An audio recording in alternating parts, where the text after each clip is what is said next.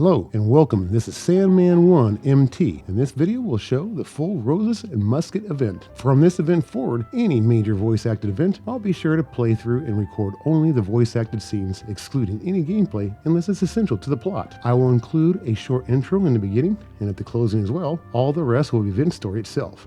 So, if you missed out on any major events or just want to rewatch what you skipped through while getting your rewards, come check out my channel and get caught up. Be sure to stay till the end, pass my like and subscribe. I'll include bonus content after that, so check out my Genshin Discord guild in the meantime, and I hope to see you soon. Attack! That's the way. Watch out! Have you seen the Steambird? It seems Fontaine has been celebrating some kind of festival recently. Things are looking pretty lively in the square. They even changed the banners. Huh. There are a lot of people holding cameras. Oh, and they've got candy and snacks too. Looks like everyone's having a good time. Let's go and have a look for ourselves.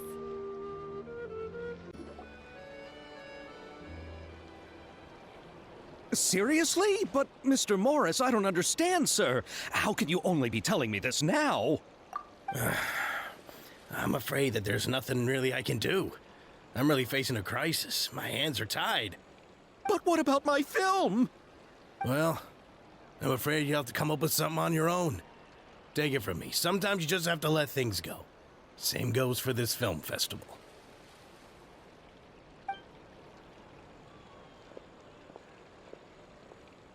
Oh. Hey, isn't that Xavier? So he's back in Fontaine now. Xavier! Oh, why, if it isn't the dear Traveler and Paimon. I really didn't expect to bump into you here at this time. Well, I was doing just fine until I received some terrible news just now. The investor I was working with for my upcoming film has fallen upon some hard times and is no longer able to provide the promised amount of funds. Can't you just find a different investor? Unfortunately, that's not how it works. We had signed an agreement specific to the Fontanalia Film Festival, stipulating that I cannot work with any other investors until the festival is finished. The Fontanalia Film Festival? What's that? Oh, is this your first time participating in Fontaine's Fontanalia Film Festival? Then allow me to fill you in. The Fontanalia Festival was established to commemorate the legendary Loch Knights, who went on a quest to search for the Oceanids, and eventually welcomed the Hydro Arconageria. The holiday is deeply connected to the founding of Fontaine, as well as its unique laws and trials. It's one of the most important festivals for this nation. But what's with that weird expression on your face? It's like you're trying really hard to remember something.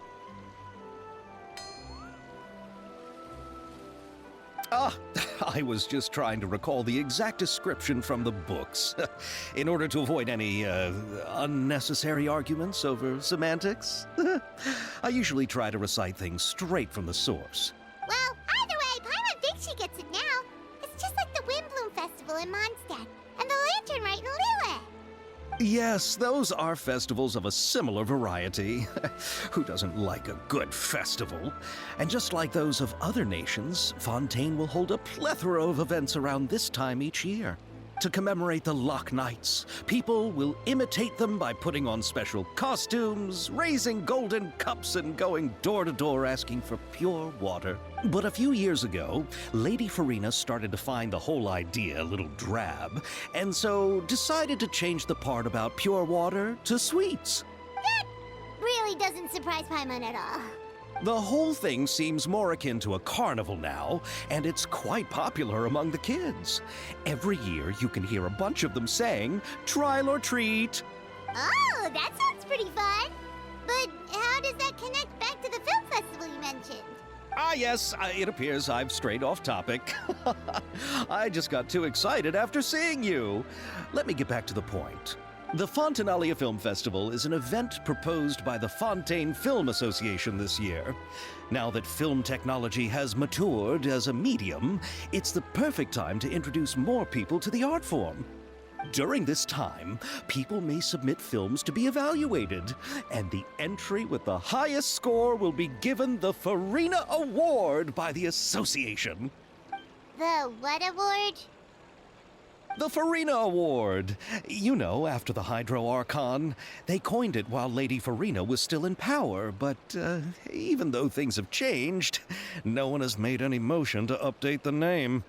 Perhaps everyone still thinks of it as a pretty appropriate name. Even though she isn't the Hydro Archon any longer, Lady Farina is still Fontaine's superstar. Anyone with eyes can see the way she shines on the stage. Ah, alright. Guess the name does work pretty well when you put it that way. Oh, but who would have guessed there'd be an issue with the funding? How will I ever explain this to Miss Chiori? Not to say all the other actors who traveled all the way here from Inazuma. Chiori? Sounds familiar. Where have we heard that name before? Yes, that's her.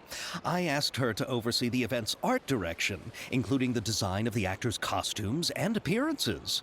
Oh, Paimon remembers now! Navia said that her clothes were designed by Chiori, and Kirara's outfit too! How to describe her?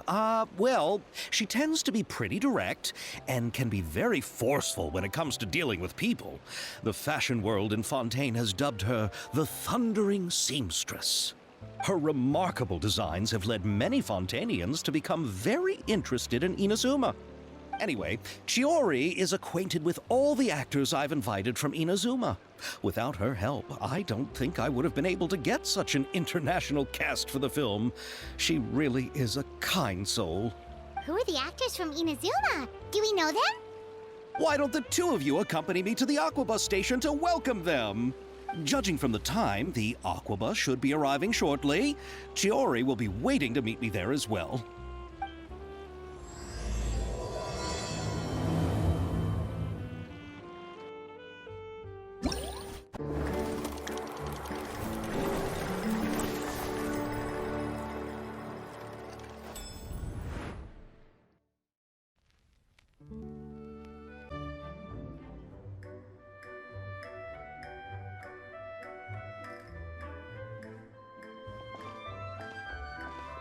Miss Chiori? Your talk with the investor sure went fast. The Aquabus hasn't even arrived yet. Oh? And who are they? Allow me to introduce you. This is the Traveler and Paimon. Pleased to meet you. Likewise! We've heard the owner of Chioriya Boutique is a skilled seamstress, so it's a real pleasure to finally meet you in person. Why, thank you. I strove to create an outfit that matched her high social station as the demoiselle.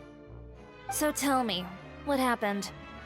I can tell the conversation didn't go quite as expected. Well, it's like this.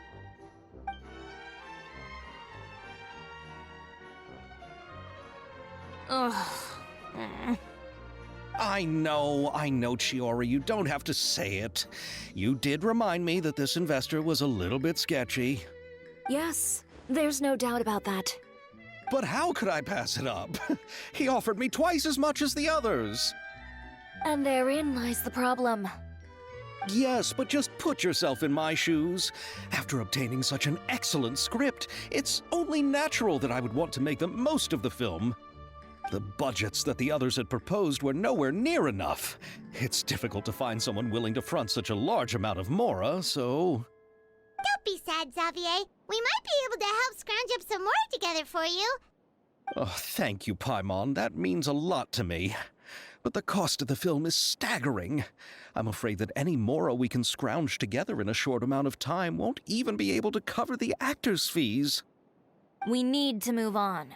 What's happened has already happened, and there's no changing it. But now's not the time to give up. What? You're saying that you have a plan? No, that's not what I mean. I'm simply saying I wouldn't give up just yet. The actors I recommended aren't just after Mora after all.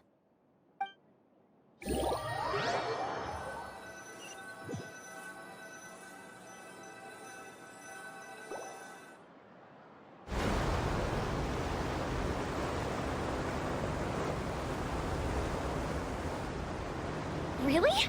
Then where do you live? We Malazines live in Mercy Village. The only way to enter is from underwater. Oh, you must be pretty tired after work every day, right? I mean, you have to swim all that way just to go home. We are so thoughtful. But some Malazines choose to live in the Court of Fontaine because it's so much more convenient. This is our stop. Oh, we've arrived, but I haven't even finished chatting with Aval yet. I also enjoyed Aval's introductions to Fontaine along the way.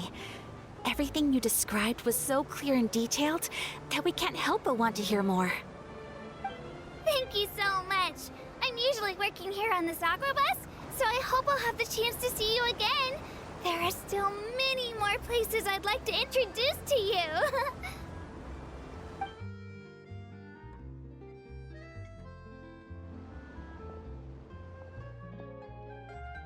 Welcome to the Court of Fontaine. Chiori, you sure have changed a lot. This is the first time we've seen you since you left Inazuma. I haven't realized it's been so long. I was in such a rush when I left that I didn't even get to say goodbye. Thank you for extending the invitation, Mr. Xavier. I'm looking forward to a fruitful trip here in Fontaine. It's an honor to have the head of the Kamisato clan visit us. So they're who you meant when you said you had actors coming from Inazuma? Oh? It's the Traveler and Paimon. Wow, what a coincidence! Ayaka and I were just talking about you on the way here. Are you also here for the film? We just ran into Xavier earlier and came over with him. But I'm not an actress. Sir Kamisato and Lady Ayaka are the real actors here. I'm just tagging along with Ayaka to have a good time together. About that, I mean, how was I supposed to contact you when I was making preparations for the film? I figured you were probably busy, and I didn't want to disturb you. So I could only keep you in the back of my mind while I sought other actors to play the lead roles in the film. I had been thinking about a surprise reunion with you during our trip here, but you still managed to surprise me first. Oh, so you all know each other already! My, what a coincidence! What are the chances everyone could be brought together here like this? Why don't we go to Hotel de Boer and catch up over a meal? I've already made a reservation. Huh? Did you reserve 2 spots for us too? Yes, of course, of course. I'll be sure to tell the boss to serve a few more delicious dishes just to make sure there'll be enough food. Very well. Then please, kindly lead the way, Mr. Xavier.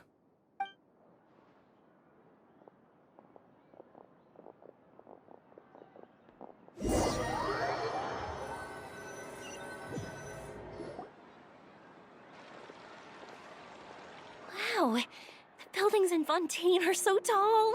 Just look at how big they are. And there's the fountain that Aval mentioned earlier. It really is a magnificent sight. And look at that huge spinning sphere. Where does it get its power? Wait a sec. Could it be one of those clockwork mecha we've heard so much about?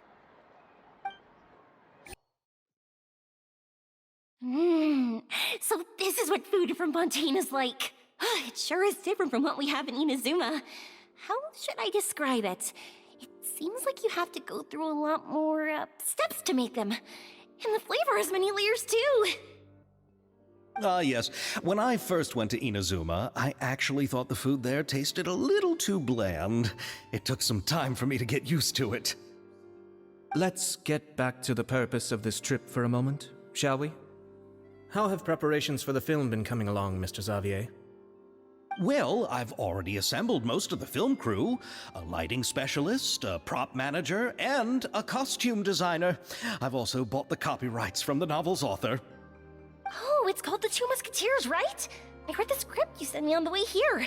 The story is pretty good. Originally, I was planning to start filming as soon as Sir Kamisato and Lady Ayaka arrived in Fontaine, but I'm afraid I've run into a bit of a problem. Oh? What is it? It has to do with the film's investor, Mr. Morris. He suddenly informed me this morning that he's encountered some financial trouble and will be unable to release to me the amount of funding agreed upon. It's said that Fontaine's legal system is well developed. If he has violated the contract, then can't you simply take him to court over the matter? Well, I'm still more concerned about filming. Even if I were to take him to court, I'm afraid it would take months before the case could even be heard. Then, is there a way we could raise funds ourselves to solve the problem? I've considered that option too, but unfortunately, it's difficult to gather such a large amount of mora on such short notice.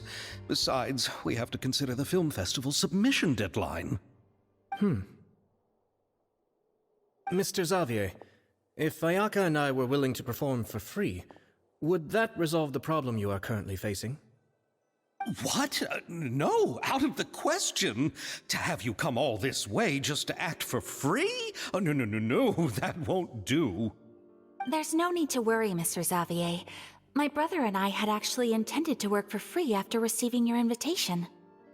Inazuma has only recently reopened its borders, and needs to strengthen its relations and cultural ties with other nations. We didn't have many collaboration projects with Fontaine in the past, so we hoped this trip would serve as a good start for the future. Indeed. You could say that's the real reason why the Yashiro Commission agreed to come to Fontaine. I understand, but having you two act for free just doesn't seem right. Not at all.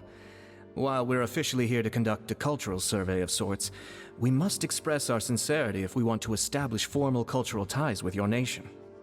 This film will serve as proof of friendly cooperation and cultural exchange between Inazuma and Fontaine.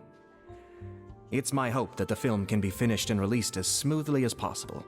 If you still don't feel comfortable with this arrangement, I would also be more than happy to be introduced to some other renowned individuals in Fontaine's literary and artistic circles. All right, I'll do as you say. Thank you so much. I'll make sure to cobble together enough mora now, even if it means selling my house, my camera, and every single family heirloom. Come on now, no need to go that far. I'll also help you out as a brand sponsor. Me too. Even though I didn't bring much more to spend on this trip, it's still better than nothing. You are too kind, all of you. I really don't know how to... Ew. Alright, enough about that. Now that we have Xavier's savings, my support, and 2 leads who are willing to act for free, I think we will be able to make this happen. So, instead of mora, you'll help with filming and production. Oh, but how can we help with that? We don't know much about making a film. Alright, pull yourself together, Xavier. Tell us if there are still any open positions left among the crew. All right. Let me think. We still need a camera operator, a clapper loader, and someone to manage logistics. I originally wanted to personally serve as director, but I've been too busy working as the producer. So the positions of director and director's assistant will also need to be filled. Paimon knows what the director and the logistics support person do, but what's a clapper loader? The clapper loader is responsible for using the clapperboard to record and organize the information of each shot when the camera operator begins shooting. The work requires both patience and careful attention to detail. A clapperboard? Oh, you mean the thing they hold that goes clap whenever they start filming? Yes, that's right. Are you interested in that job? For sure! Paimon's always wanted to try that! Alright, then you'll be our clapper loader. I can find someone from the store to help with logistics. What do you think, Xavier? Fine by me. As for our camera operator, I was thinking of letting the Traveler take the role. Oh, she's great when it comes to using a camera. Paimon can't even count how many things we've taken photos of during our journey. Yes, that's also what I was thinking. I noticed the Traveler had an eye for photography and composition when we worked together previously. I'm sure that's due to the traveler's journey across Teyvat and all the places they've seen. After so many adventures, using a camera must be second nature by now. What do you say, traveler? Are you interested in the job? Thank you. It really means a lot to me. Come on, friend. Let me give you a big warm hug. So all that's left for us to find is a director and an assistant. Oh, me! I want to be the director's assistant. All we need to do is help the director, right? I can handle that. All right, then all we need is a director. Oh, all the well-known directors in Fontaine are probably also busy working on their own films these days. I'm not sure who will have time to help. Oh, Farina helped out a theater troupe recently by serving as an artistic consultant. She could be a good director, right? Besides, it's not like she has anything else to do right now. Farina? Do you really think Lady Farina would be willing to help us with our humble project? Isn't that the name of Fontaine's Hydro Archon? My brother has already informed me about what happened here in Fontaine. Yep, that's her. She helped out a theater troupe not too long ago, and now she's taking up work as a director. Well, Oh, I saw that musical. Her performance was perfect, and the storyboards were also excellent. Don't let her former identity intimidate you. She's the best candidate we can think of right now. You'll never know until you give her a shot. Fine. You're right, Shiori. I'll do anything for the sake of my film. Anything! Then I'll have to ask the Traveler and Paimon to show me the way to Lady Farina's residence. I just hope she'll agree to help. Do you need us to also come along? No, there's no need to trouble you with this. Besides, you've just arrived in Fontaine, and I'm sure there are many places you would like to visit. Just leave this task to me. It's part of my duties as the producer. Very well. Then we'll be waiting to hear the good news. I'll go with you. By the way, you might want to consider bringing a gift.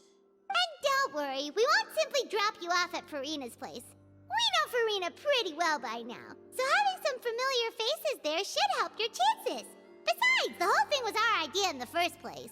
All right, then I'll start making preparations. As for the gift... A gift for someone who was once seen as the Hydro Archon. I wonder what she would like. I recall that Lady Farina once fancied a clockwork ring, so perhaps I should get another exquisite clockwork contraption for her. Huh? Can't we just bring some desserts, like the Fontinalia mousse? But wouldn't that be a little too cheap? She does like desserts, though. Isn't the Fontinalia festival happening right now? I heard Abel tell us on the Aquabus that Farina introduced the tradition of going door to door and asking for sweets. To do something like that, she must have a real sweet tooth. I agree with Yoimiya. If the gift is too fancy, it might actually make her feel more uncomfortable. Alright then, let's go buy some Fontinalia mousse. But will that really be enough? We'll be asking her to do a lot of work, you know. You're right. We need to further sweeten the deal. Huh? You want something even sweeter than Fontinalia mousse? Yes, we'll need a gift that's sweeter than any dessert in the world. But what could that be? Your words of praise. You go ahead. No need to worry about us. Oh, I hope Farina will like the gifts we prepared. Oh, and if you still think we should get something else for her, just let me know. I should be able to make some fireworks. We're here! This is where Farina lives. Okay, I'll go knock on the door.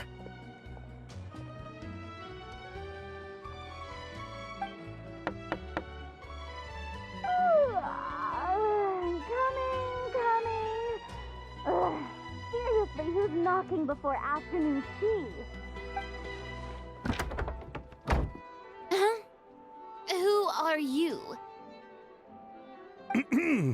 Lady Farina, please allow me to introduce myself.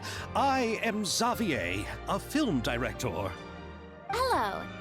Oh, is that the Traveler and Paimon I see behind you? And who's this? I'm Chiori. Ah, the one from Chioria Boutique. Hello, hello.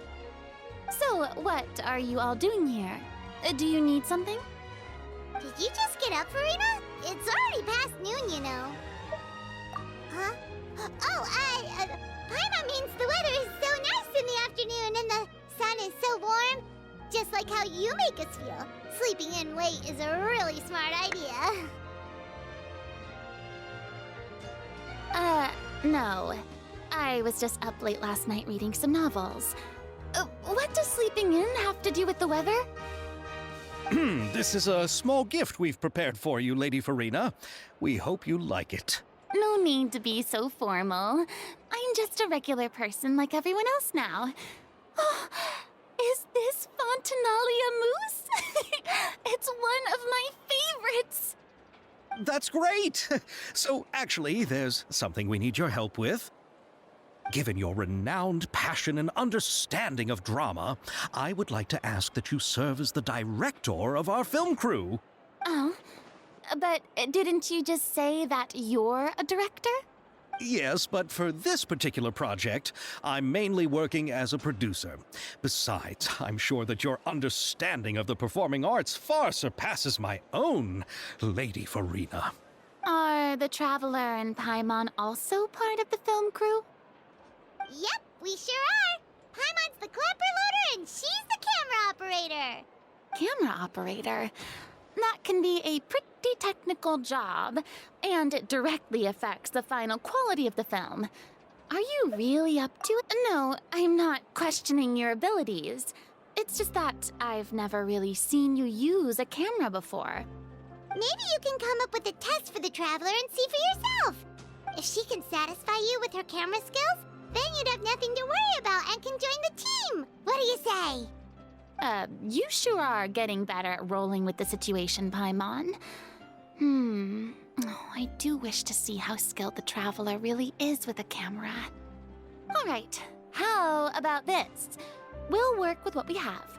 I'll give you some scenarios and see if your work is up to my standards. Very good. It's essential for the camera operator to understand the director's vision. I'll make my decision after seeing your work. Are you ready? I have high standards, you know. Okay, grab the camera and I'll give you a scenario.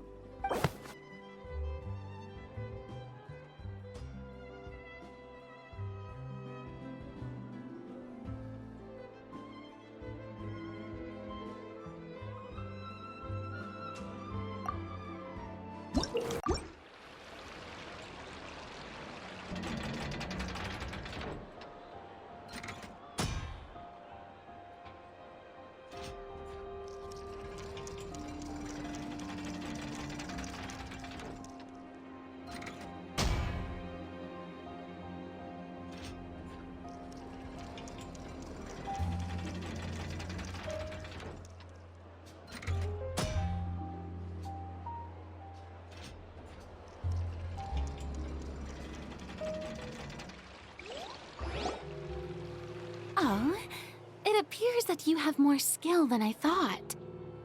All the shots had a great composition, and I could really feel a connection to the characters and their lines.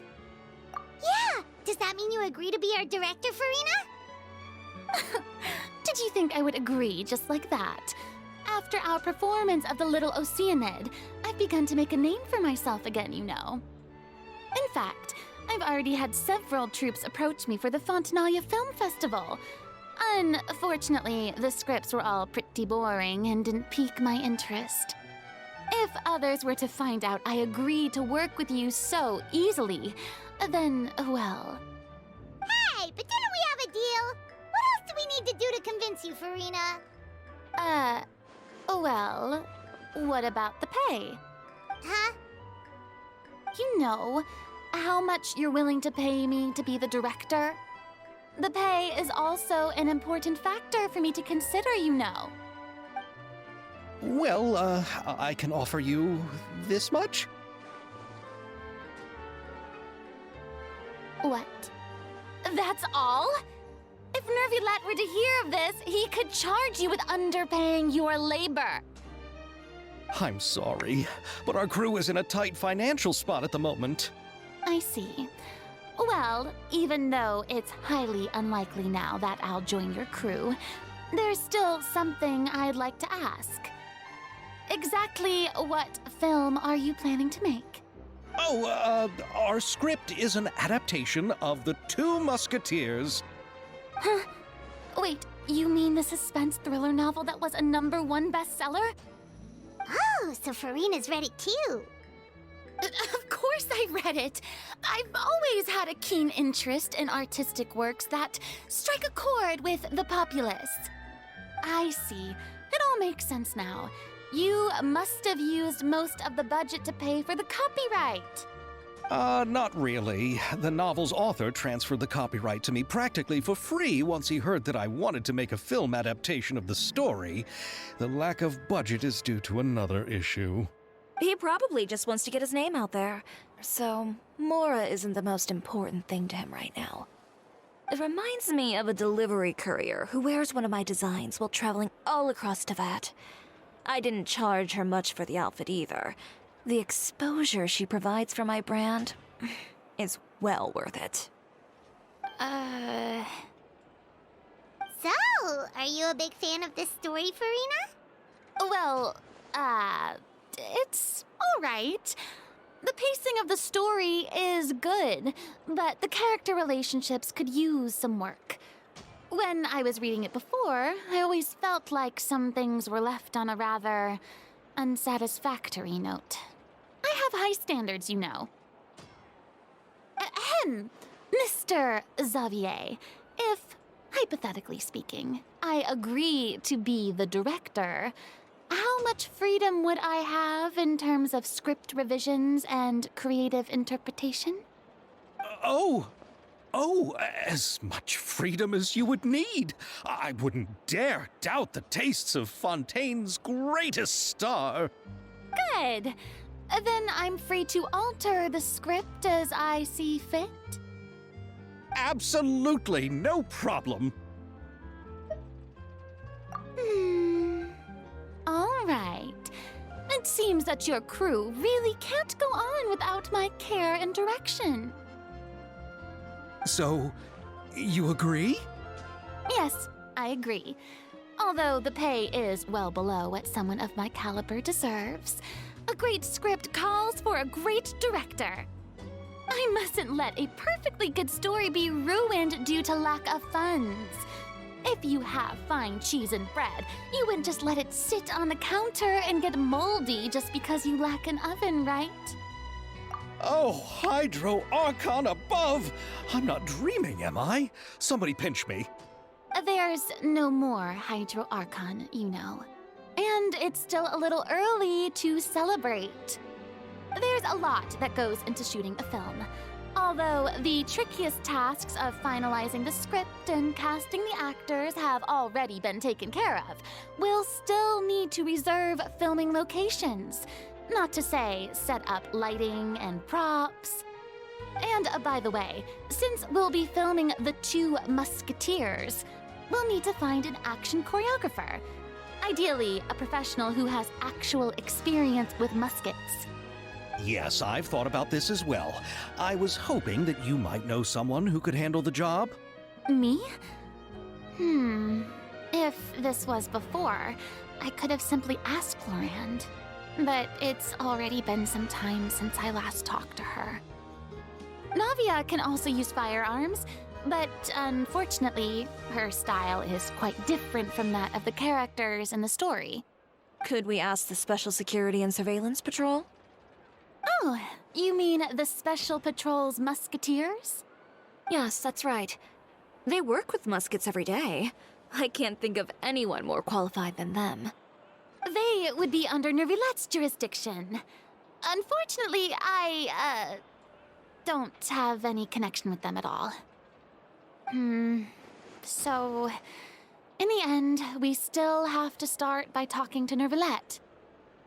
No need to go to all that trouble. I know their Captain Chevreuse. Oh, you do? Wait, the captain of the Special Patrol's Musketeers? No particular reason. Running a business means dealing with some trouble from time to time, and she's helped me out on a few occasions. In return, I've helped her handle a few situations in which the Special Patrol couldn't get involved directly. So, we've gotten to know each other over time. So you're saying there's been times when the Special Patrol needed a fashion designer to handle a situation? Your work is becoming more and more mysterious. It'd be best to keep it that way. Anyway, enough about that. What do you all think about asking the captain to be our musket action choreographer? She sounds professional enough. She is a captain after all. I have no objections. But I imagine the Special Security and Surveillance Patrol must be busy with their duties. Do you think she'd really have time to help with shooting a film? And then there's the issue of pay. Well, it just so happens that she's also not the kind of person that's just after Mora. As for whether she has time, I'll have to go and ask her first. Then I'll leave that to you. Macaroni's on sale today, so I've got to go. You can just tell me how things went when we discuss tomorrow's plan later. No problem. Having Farina join feels like a big boost to our team. Of course. Just wait until the day of our premiere. You'll witness the true power of my name in these lands. You'll be so glad I agreed to help. I can guarantee that even the standing tickets will be sold out. I'll be sure to ask some people I know to see if they'd be willing to act as extras. Seems like you're finally getting more comfortable with your own reputation now. I didn't ask for the Clapper Loader's commentary, Paimon. Then let's get going. I happen to know where Chevreuse is today. By the way, I'm curious. If my pay is so low, then what about our two lead actors? Didn't they travel here all the way from Inazuma? Actually, they told us that they see the trip as part of a cultural exchange, so they didn't ask for any pay. What? So is every person in Tevat who doesn't want money gathered here to shoot this film? Don't tell me Chiori isn't being paid either. I already knew Xavier from before, and he's also agreed to give my brand some good exposure. It seems the gods have really smiled upon you, Xavier. And that certainly doesn't include me, mind you.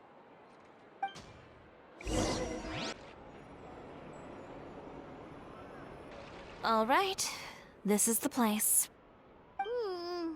But where's the captain? There's hardly anyone around here. She's over there. The one with an eye patch reading in front of the newsstand. Oh, her! Paimon could tell there was something different about her. She seems kinda intimidating. Please wait here for a moment. I'll go fetch her. She's working now, so you might not want to get in her way. Working? But isn't she just standing there and reading a novel? Just trust me. Oh, alright, let's see what happens then. Chiori sure is a mysterious person. She claims just to be a fashion designer, but she knows all these powerful people. The court of Fontaine isn't particularly tolerant of visitors from overseas, so it isn't easy for a foreigner to promote their brand here. Even more so in the competitive world of fashion. Even a local like me just trying to make a film has to face all kinds of challenges. So I can only imagine what Chiori has been through to get where she is today. I'm sure that having more connections has definitely worked in her favor. Reading on the job? Detective novel. One main character? No. Multiple. Branching storylines. I see. How's the plot coming along? One of the main characters is about to make a choice that will affect the rest of his life. I'd wager he's going to make the wrong choice. Any way to speed things up? There's something I need your help with. You know that doesn't depend on me. It all comes down to what the character chooses. Which is exactly why I'm here to help.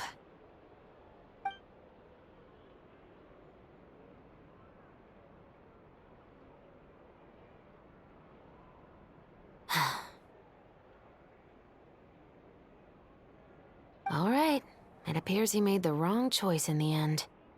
Halt!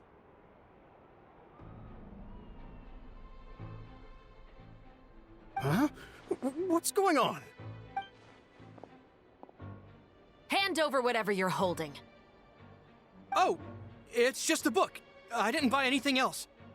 Then I'm sure you wouldn't mind letting me have a look. Excuse me, officer. I don't mind you standing around here, not purchasing anything, but I'd prefer if you didn't disturb my customers. It's bad for business, you know? Don't give me that act. You won't be able to get off so easily either. I am Chevreuse, captain of Fontaine's Special Security and Surveillance Patrol. I will say this one last time. Hand over whatever you're holding at once. And before you do anything unwise, let me remind you that I'll have you on the ground before you can even think about making a run for it. All right. I'll give it to you. But please let me say something first. If there's any contraband in that book, then the shopkeeper here is the one who slipped it in. I don't have anything to do with this. Why, you trying to leave me on the hook, huh? You were the one who said you wanted it. Save it for the interrogation room. Take them away, Letelier.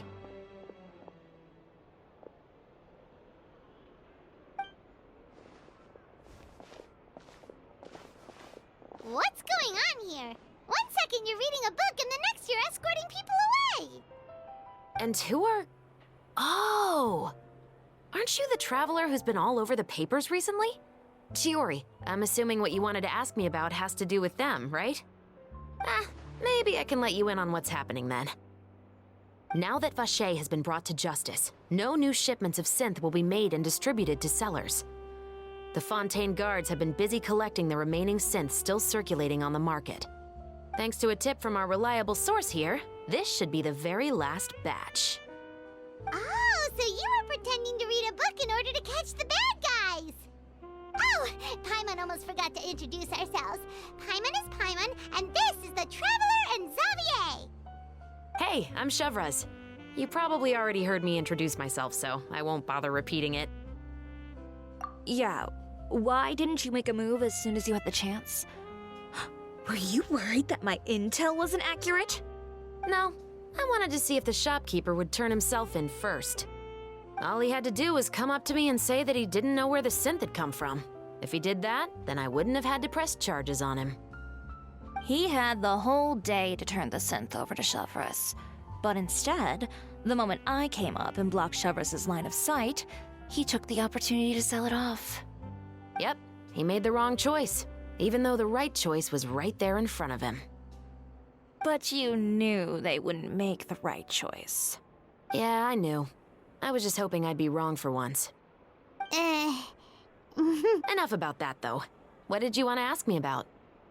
Oh, you see, it's like this.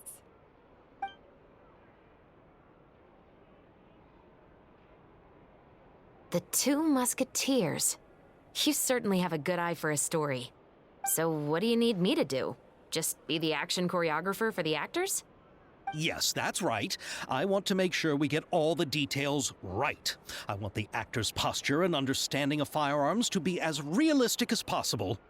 However, I'm afraid this work will require a bit of your time, since you'll have to be present whenever we're filming.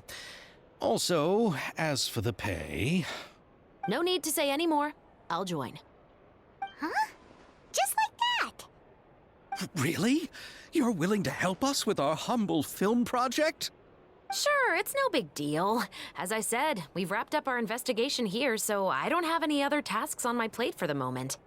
Besides, I personally really like this novel. I even have the collector's edition at home. Stories where justice prevails over evil never get old for me. Then we've got a deal? Yes, I'll see you on set tomorrow. Oh my! I can hardly believe it! I should tell Lady Farina immediately. Oh, and I must tell the prop manager and lighting technician to get everything ready. We start filming tomorrow! Calm down, Xavier. The film is going to take more than just a day to finish. Still, I should also head back now and start preparing the actors' costumes and makeup. Alright, guess that's it for today then. Traveler, Paimon, please stay for a moment. I have something to tell you. Then I'll take Xavier back. Poor thing. He's so excited that he can't even walk straight anymore. I don't want to spend our first day fishing our producer out of the fountain. He'd better.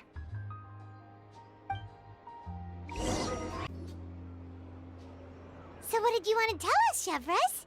Have you read The Two Musketeers?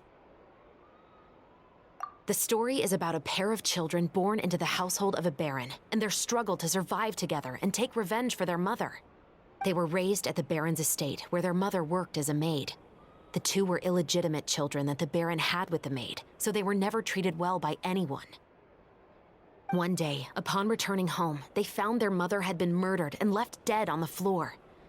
It was quite evident that the culprits were the other members of the baron's household, who never had any kind words to say to them. However, the baron was able to exert his influence and keep the whole thing under wraps. The mother's death was eventually deemed as a suicide, and there was no chance of bringing her murderers to justice. The two siblings decided to flee and someday avenge their mother.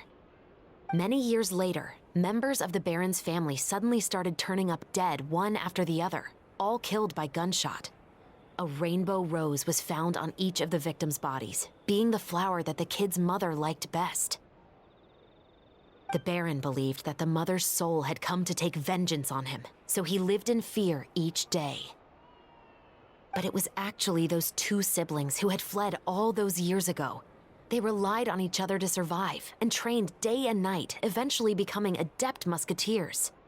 They used all of their abilities to collect evidence and clues before executing their plan and exacting revenge on the Baron. Their actions let the truth behind their mother's death be known to all. That's quite an exhilarating story. Yep, the Baron got what he deserved for his evil deeds, and justice was able to prevail. It was just the kind of story I enjoy. Oh, so is that why you were so willing to join our crew, Chevreuse? You could say it was one of the reasons. Oh, you mean there were other reasons too? I've read the reports about you.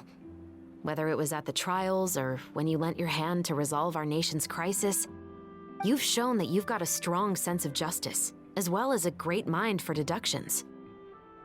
Yes, you're as sharp as I expected. It seems you've experienced many similar situations before. There's been a recent murder case involving Muskets. The perpetrator's methods appear to be very similar to what is described in the novel.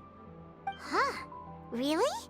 But Paimon didn't see anything about that in today's papers. The Marechaussee Phantom hasn't yet released any information to the public because the investigation is currently at a standstill. The murderer is extremely cautious. A murder involving firearms? But not that many people use those in Fontaine, right? Impossible. We perform a routine inspection of our firearms and ammo reserves every day. If one of the weapons had been fired, it would stick out like a sore thumb. Besides, I trust the members of my platoon. However... Well, that's all I can disclose about the case today. Huh? What do you mean? I hope you all can go back and get some shut-eye. You can decide tomorrow whether or not you'd like to join the investigation with me. I'm aware this might not be the ideal time to add more to your plate, but the more capable people we have, the better the chances that justice will prevail. Carrying out investigations isn't actually supposed to be our responsibility. Our job is to apprehend the perpetrators. Finding them is really up to the Marechaussee Phantom. You could say I'm taking part in the investigation out of personal interest. I don't want people to see Muskets in a negative way, and also, I'm concerned about the similarity between the crimes and the story. You mean they might be connected somehow? I suspect so. Just to make myself clear, this is not an order, nor is it a deal of any kind. It's a request, nothing more. If you two have any interest in the case after we finish filming tomorrow and are willing to assist me, then I would be most grateful. What do you think, Traveler? Yeah, you're right. Paimon's getting a little tired, too. We've really been hustling all day. You'd better head back and get some rest. It's good to keep a calm mind, especially when you're about to make an important decision. Otherwise, when the moment comes, you might end up like that shopkeeper and not even realize that the right choice is right there in front of you.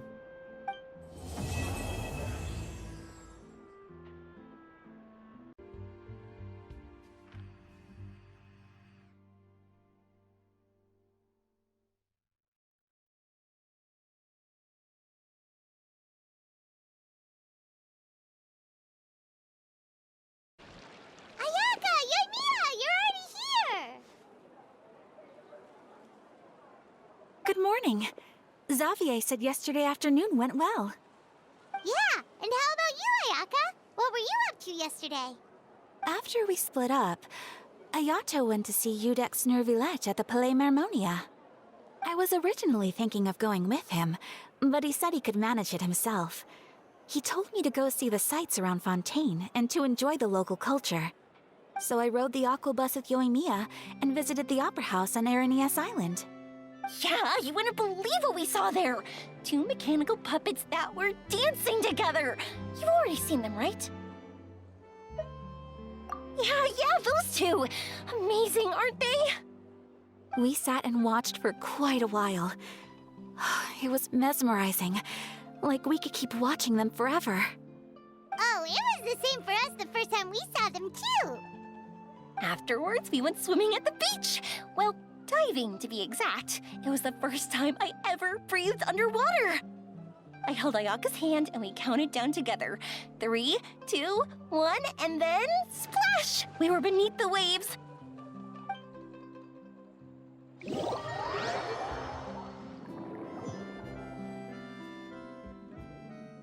At first, I didn't dare to open my mouth. But once I couldn't hold my breath any longer, I decided to take a big breath in. Turns out the water wasn't as salty as I imagined. It didn't really taste like anything at all. Before I knew it, I was breathing like normal down there. It was an amazing feeling. Ayaka said I was too nervous and needed to loosen my grip. She got used to everything way faster than I did. I knew that the Traveler could do it, so I had no doubt we could do it too. That helped me feel at ease as soon as we dove in. The underwater world in Fontaine truly is beautiful. I love seeing the Romaritime flowers blossoming underwater, like little candles lighting up the streets at night.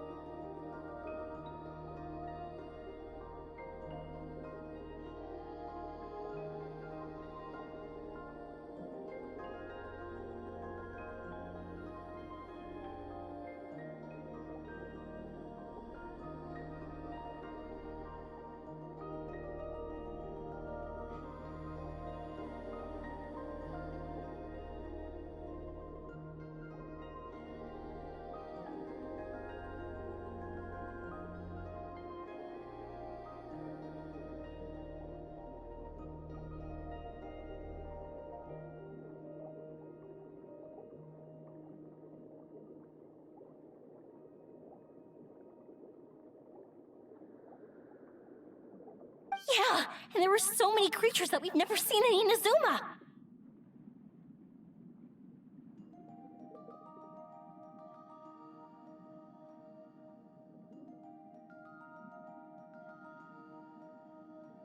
Like those fish that shimmer like a sword blade. Whoosh! Oh, and those big fish that call when they see people. Oh, you mean Hunter's Rays and Blubber Beasts! I just love the name Blubber Beast. Just wait till Pops and the others hear about this. They probably won't believe a word I say.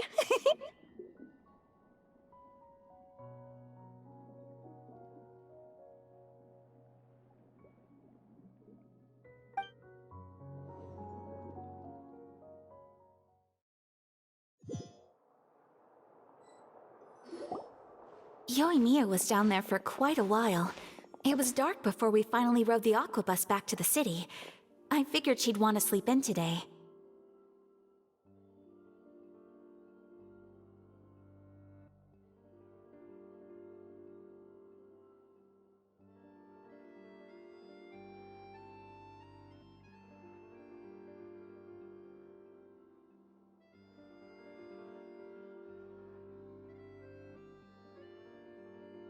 Yeah, even I was worried that I wouldn't be able to get up. I still felt like I was drifting in the waves when I went to sleep last night. But as soon as I woke up today, I remembered that we'd all be shooting a film together, and I was ready to go. Speaking of the film, where's everybody else? My brother and Xavier were speaking to the restaurant owner about using the place as a filming location. They should be here soon. As for the others, We're here.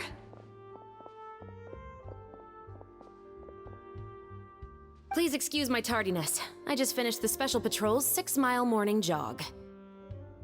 Wait, 6 miles? I'm so tired. I heard you all chatting, so I decided to come down. I sure could use some of that endless energy everyone else has. good morning, everyone. Morning.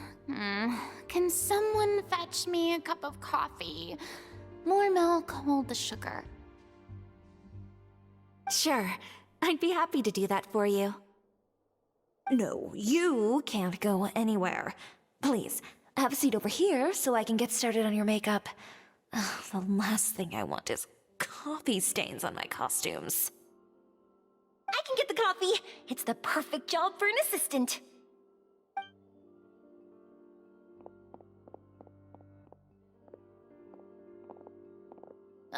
So much energy. Seriously, what's her secret? Oh, Yoimiya's always like that. But you sure look exhausted, Farina. It's because you're not used to waking up so early, huh? Of course not.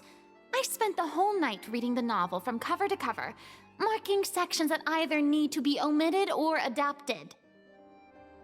Wow, Paimon didn't expect you to be so thorough. Well, I was the biggest star in all of Fontaine after all. It takes more than just a pretty face to earn a reputation like that. I know how to get serious when the situation calls for it. I went all out when I was acting as an Archon, so why wouldn't I do the same for my own life? Here's your coffee, Director Farina.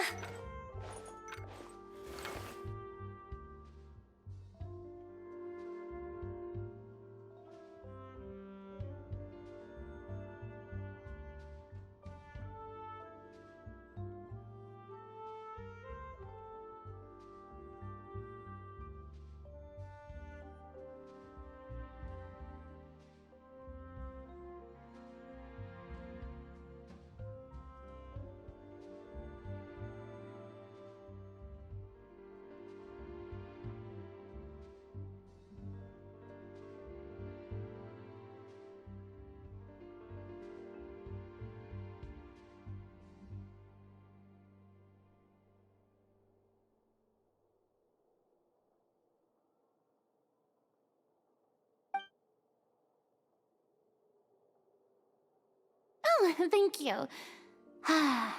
The sound of being called director and the aroma of coffee feels almost as refreshing as hearing the birds chirping in the morning.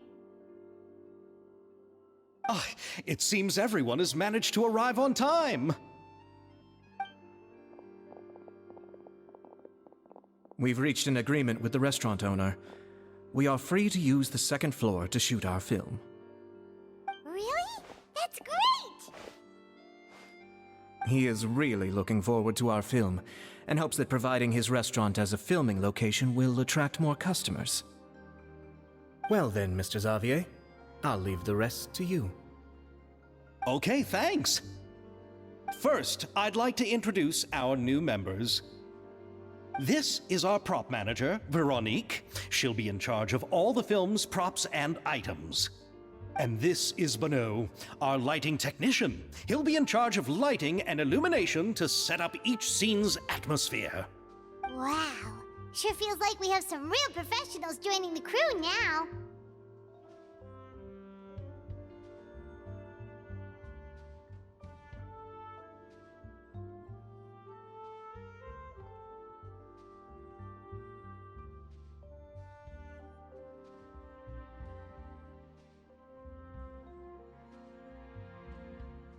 First of all, please allow me to first express my sincerest gratitude to everyone in the crew.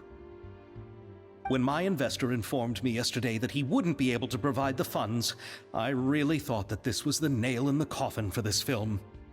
I had no idea that I'd find so many people willing to help me on such short notice. Thank you. Thank you all from the bottom of my heart. No need to be so cordial, Mr. Xavier. We're all honored to be a part of this.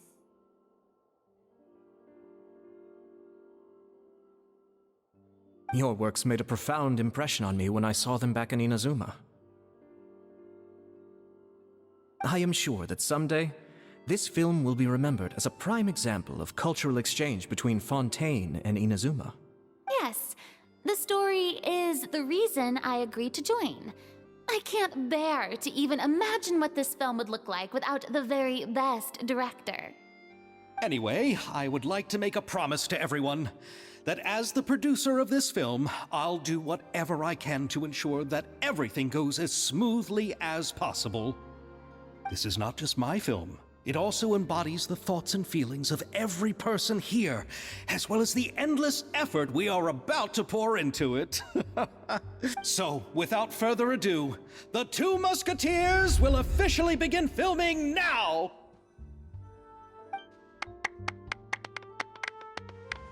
You may take it from here, Director Farina. All right, listen up, everyone.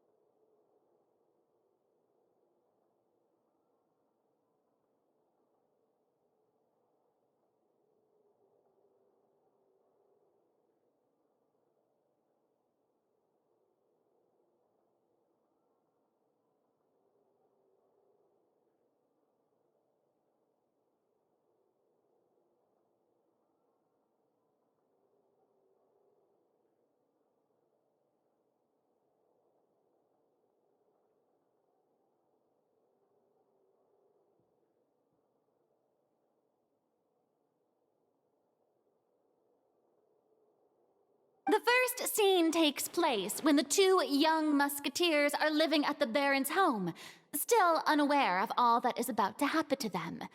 We'll need props and lighting to set the scene.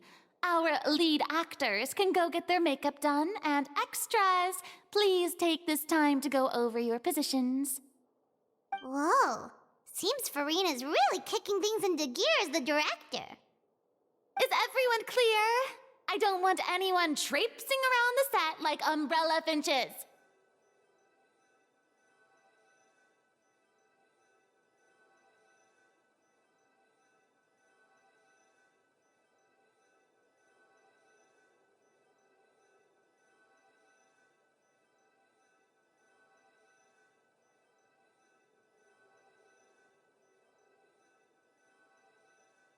All right. Cameras will start rolling as soon as the set is ready. Let's make a film that'll make some serious waves in Fontaine.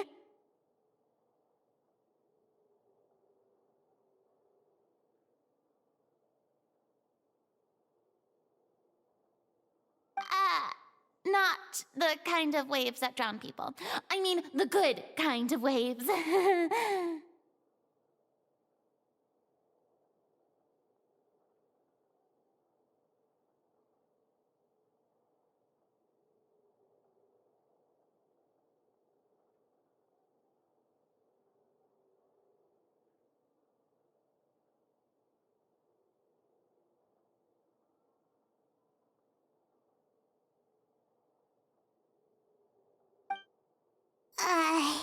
Seems like she's still a bit traumatized by that.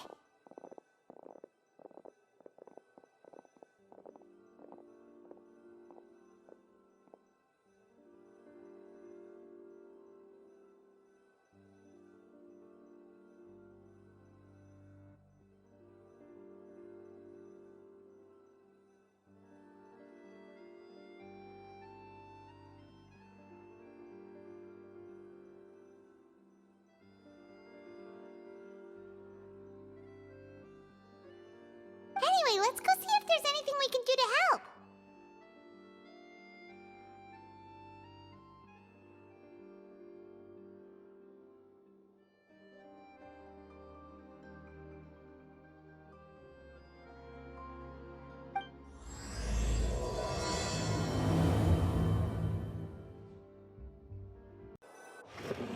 How about here? A little more to the left. You got it. Hey, Yoimiya, do you need a hand? No, I'm fine. You know, doing the lighting is kind of like designing a fireworks show. It's interesting to imagine what kind of atmosphere the lights will create. I heard that the Traveler will be operating the camera and Paimon will be the clapper loader, right? Those roles are just perfect for the two of you. Really?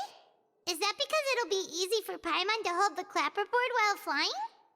Well, sure, there's that, but that's not exactly what I meant. I just think that after all your journeys together, you two must have developed a super close bond and just naturally know how to work with each other. If I'm not mistaken, the director will want the cameras rolling as soon as the clapperboard goes clack. Oh, I see! It's amazing to see the magic behind filmmaking. Yoimiya, we need lights over there, too. Oh, on it! I've got to get back to work. Chat with you later. Oh, it's exciting to see so many people working together to bring the film to life.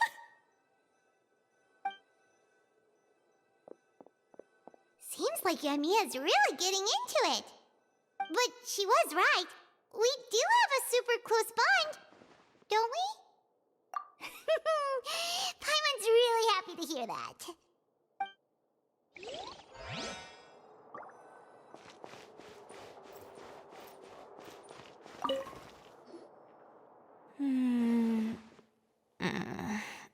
Ayaka has mentioned you to me before. She said that you two were great friends when you were kids. No talking. I'm thinking about how to do your eyeshadow. Ah, yes. To help me really look the part. To achieve a more young and naive look for this scene. Are you saying the wrinkles around my eyes are too deep? You just have too much of a calculating look in your eyes. You sure don't mince your words. It seems you really haven't changed much. Quiet. So, this is a real musket? No, it's just a prop weapon. Not bad. Have you seen a real musket before? Only in books and newspapers. I made this one based on the relative shape and proportions I saw in reference images. When we're filming, some special gunpowder will be applied around the muzzle, which will help create the flash and smoke effects of a real gun being fired. Which means it'll be up to the actors to portray the recoil. That's right. The sound effects for gunshots will also be added in post-production. Thank you, Veronique. I think I know where to start now. However, the musket's gears and firing pin could still use some work. Adding some wear on the metallic components will make them appear more realistic. Also, be sure to rub the muskets with some oil each time before we start shooting. That'll give the impression that the firearms have been well maintained. Good point. You seem to know a lot, Miss Chevreuse. I assume you use these types of firearms on a regular basis? Yes, I perform routine maintenance on my weapons every day. Just like we as people need to eat and sleep, muskets need to be cleaned and maintained. I also perform similar care for my sword every day, and familiarize myself with its shape and weight, to the point where it feels like a natural extension of my body. Yes, this way, our weapons will never betray us in the heat of battle. Yes, well said. It seems we have the same philosophy on this topic. Oh, sounds like they found a common interest to talk about. Though these props differ from the muskets I use, I can still give you some pointers. Good. I look forward to your instruction. First and foremost, never point the weapon at anyone, regardless of whether it's a real or prop weapon or whether you're holding it or it's on the table. This holds for any time when you're not actively engaging an enemy. Okay, understood. When aiming the musket, extend your arm so that it's level with your shoulder, and use your eye to look down the weapon's sights. Like this? Not bad. Now, try saying your lines. This is the end of the road for you. Good. Now turn your body a little. That way, you'll give your enemy less of a target to work with. And relax your shoulders. Here, allow me to demonstrate. This is the end of the road for you. Huh. Excuse me, Miss Chiori. Director Farina, there's something I wish to discuss with you. Oh? What is it? Like this? Yes, much better. What do you think? I do see your point. But are you sure you wish to do this? I believe it would be most fitting. Well, if you insist. All right, I understand. Miss Ayaka, Miss Chevreuse, could the two of you please come over here? Huh? What's going on? Are we gonna start filming now? Let's go see. What is it? I have a question for you, Miss Chevreuse. Would you be willing to play the role of a musketeer? What? To clarify, I would like to turn over my role to Miss Chevreuse. But brother... Don't worry, Ayaka. I actually view this as a good thing. I was becoming troubled trying to set aside some time to speak to the staff at the Palais Mermonia. I would like to have some conversations about the cultural exchange between our two countries, and I've heard that the bureaucratic process here can get rather complicated. Now I will be able to focus on my work. Besides, you also know that I'm not really one for public performances. Are you really sure? From a director's point of view, I also felt like the relationship between the two musketeers in the original story could be improved. The older brother in the story plays the lead role with his overbearing character, but this causes his character to overshadow that of his sister, and the theme of the two supporting and relying on each other isn't conveyed very well. But if we were to change the siblings to two sisters of a similar age, then that aspect of the story might come through more clearly. Also, I've seen you instructing Ayaka. That cold and dignified personality is exactly what we need for the older musketeer. Of course, even with all these insights, the decision should still be made by Miss Chevreuse. Chevreuse mentioned that she really likes the story, right? Paimon bets that she'll take the role. All right, I'll take the role. Good. It's decided then. I'll get started on making edits to the script. We'll also need to make some immediate adjustments to the lighting, props, and costumes. I have a feeling that our adaptation will be even better than the original story. You're doing a great favor for me, Miss Chevreuse.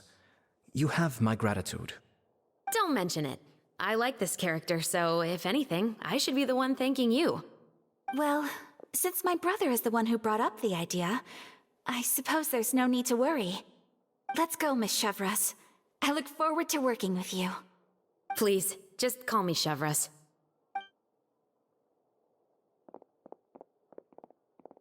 Seems like you're really going out of your way to solve the problem I was having with your makeup. Surely you jest, Chiori. I assure you that I was mostly motivated by a desire to spend more time on formal business. Oh, come on. You really think I'd buy that?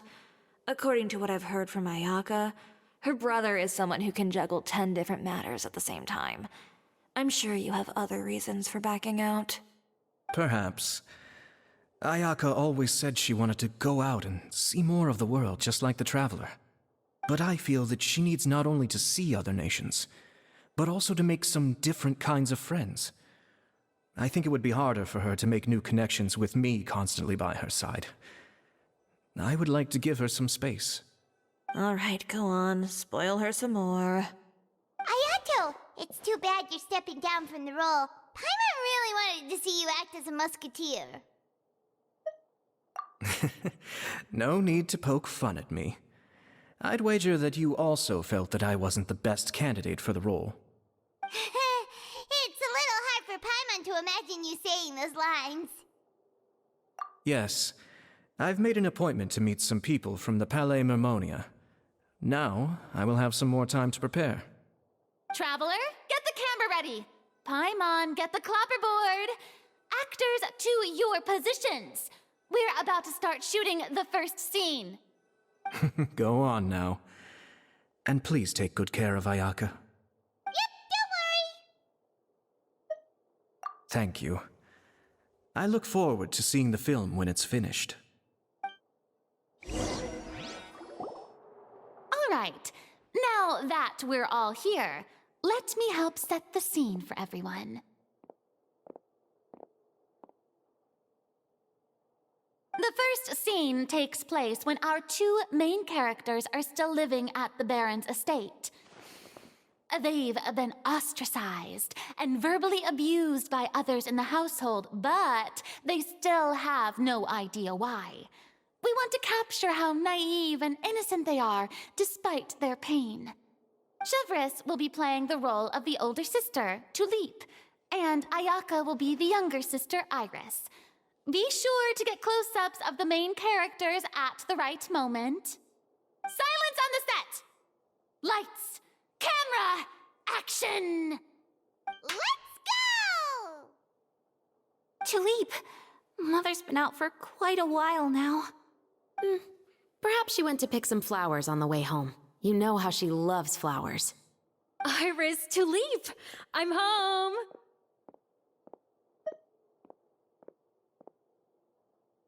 Mother! You were out for so long, we were beginning to worry about you. I'm sorry, but I'm back now, safe and sound. Here, I brought your favorite treat, apple turnovers. Mother, what are those bruises on your hand? Huh? What bruises? Oh, I must have bumped into something while I was working yesterday. But I didn't notice them this morning. Then perhaps they're from when I accidentally tripped when I was out just now. By the way, did you have fun playing at home? What's the matter, Iris?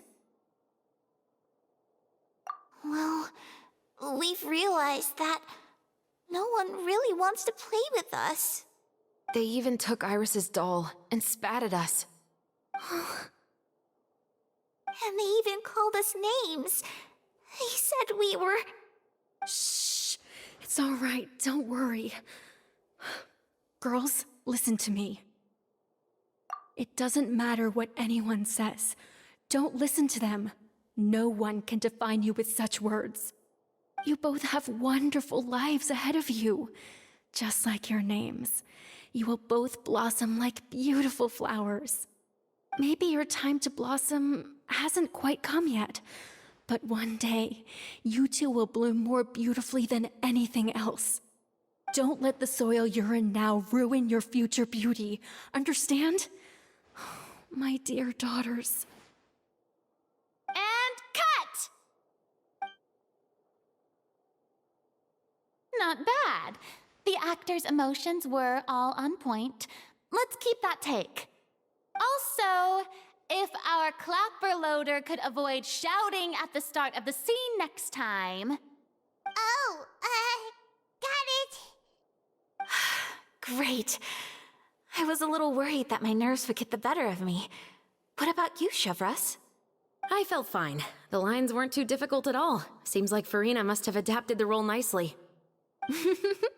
You two were great. I couldn't tell it was your first time acting in a film. You should have more confidence. Thank you for your encouragement. Positions, everyone! We'll move on to the next scene after we try a few more camera angles.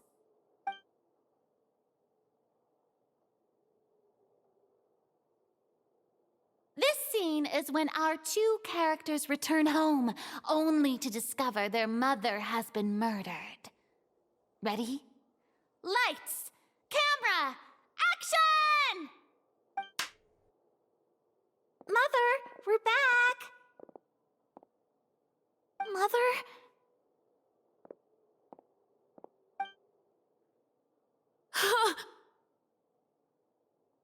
What's wrong, Tulip?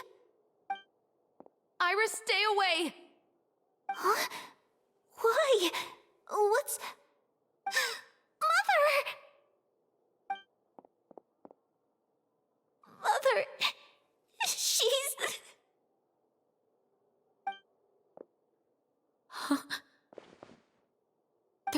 poison in this cup. Huh? I could have sworn I've seen this kind of cup before. Those aristocrats. They didn't even try to cover up their actions.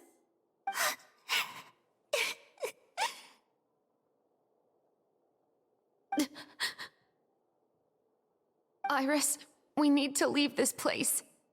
Leave? But now that Mother is gone, where can we even go? Anywhere. All I know is that we can't stay in this house. But are we just going to let them get away with this? We'll have our revenge, I promise you. Just not right now.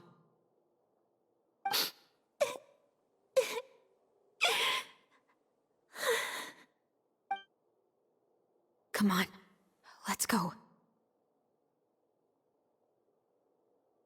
No, wait. We can't just leave Mother here like this. At least let me leave this rose with her. That's why we went out in the first place. To buy her this flower. All right. Goodbye, Mother. We'll avenge you. Someday. And cut! Beautiful! Great performance! Oh my, you're so amazing, Ayaka! And were those real tears I saw? How did you do it? I was surprised too. Thank you for the kind compliments. Actually, as soon as Director Farina said action, I told myself not to think about anything. I just felt the weight of the moment and became the character. It's quite similar to practicing the art of the sword. You clear your mind and focus only on what's happening in front of you. Ayaka's performance was amazing. Have I discovered an acting prodigy? Pipe down, everyone! We need to move on to the next scene!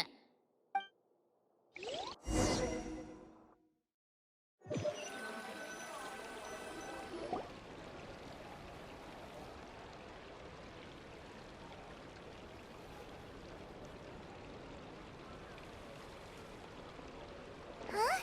Are we done already? But Paimon wants to keep playing with the clapperboard. How do you feel, Traveler? Is your arm sore from holding the camera all day? Good work, you two. You too, Chevreuse. You were quite the actress today. I've read this novel many times before. I have a good grasp of my character's mindset. Anyway, do you remember my request from yesterday? Oh, right! We were having so much fun that Paimon nearly forgot! You have a case where the murders seem really similar to the cases in the novel, right? So, how are they similar exactly? In the story, the main characters grow up to become two musketeers, always using their guns to carry out their revenge. And on each of the victims, they place a rainbow rose as a signal that they've returned.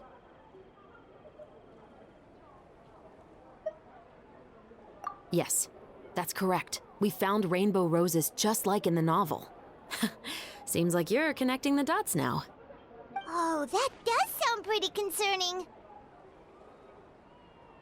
Especially after seeing the script today. Ooh, now Paimon can't stop wondering what kind of ulterior motive the murderer might have. What do you think, Traveler? You're smart. Paimon wants to hear your thoughts. Good. On behalf of Fontaine's Special Security and Surveillance Patrol, thank you for your dedication to justice. There's no time to lose. We should start investigating right away. Follow me. Huh? Right now? But we just got done filming all day. Paimon's so tired. The most valuable intel always comes after nightfall. They are like small, remote islands in the middle of the sea. If you don't stay vigilant, you will pass right by them in the fog. That's how one of my favorite books always puts it, at least. So, where are we going right now? Let's start by checking out some workshops that sell mechanical components. If the culprit is making their own weapons, it's very likely that they'll visit those sort of places. Welcome to Le Show's Clockwork Workshop. How can I help you?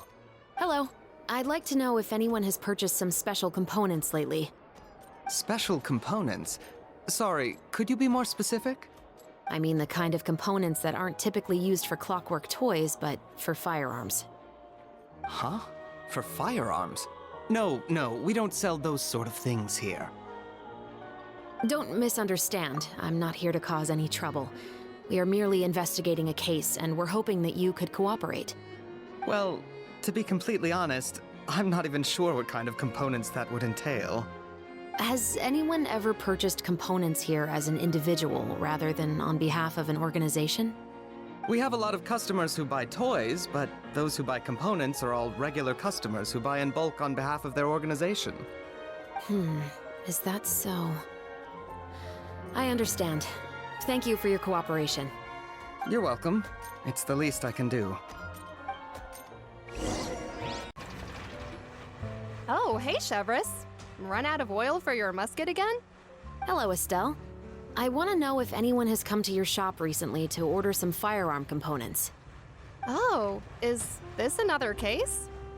Let me think. I don't think so.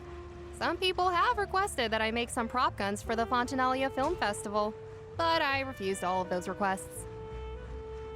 Oh? Why's that? Because there's no profit!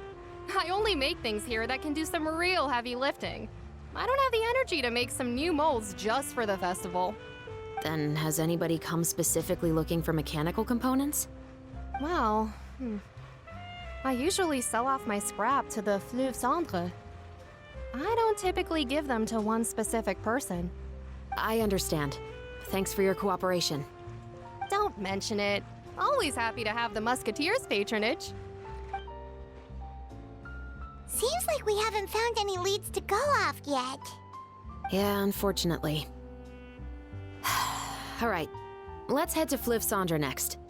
Huh? Are you sure? People might not be so thrilled to see the captain of the special patrol there. You think so, huh? Then I guess you don't know. Huh? Know what? That I grew up in Fleuve Cendre. Hello, I'd like to ask some questions. I don't know anything. Don't worry, I'm not here to arrest anybody. You say that now. It's the truth. Here, take this as my guarantee. Wait, did Paimon just see what she thinks she saw? Is the captain of the special patrol bribing a citizen?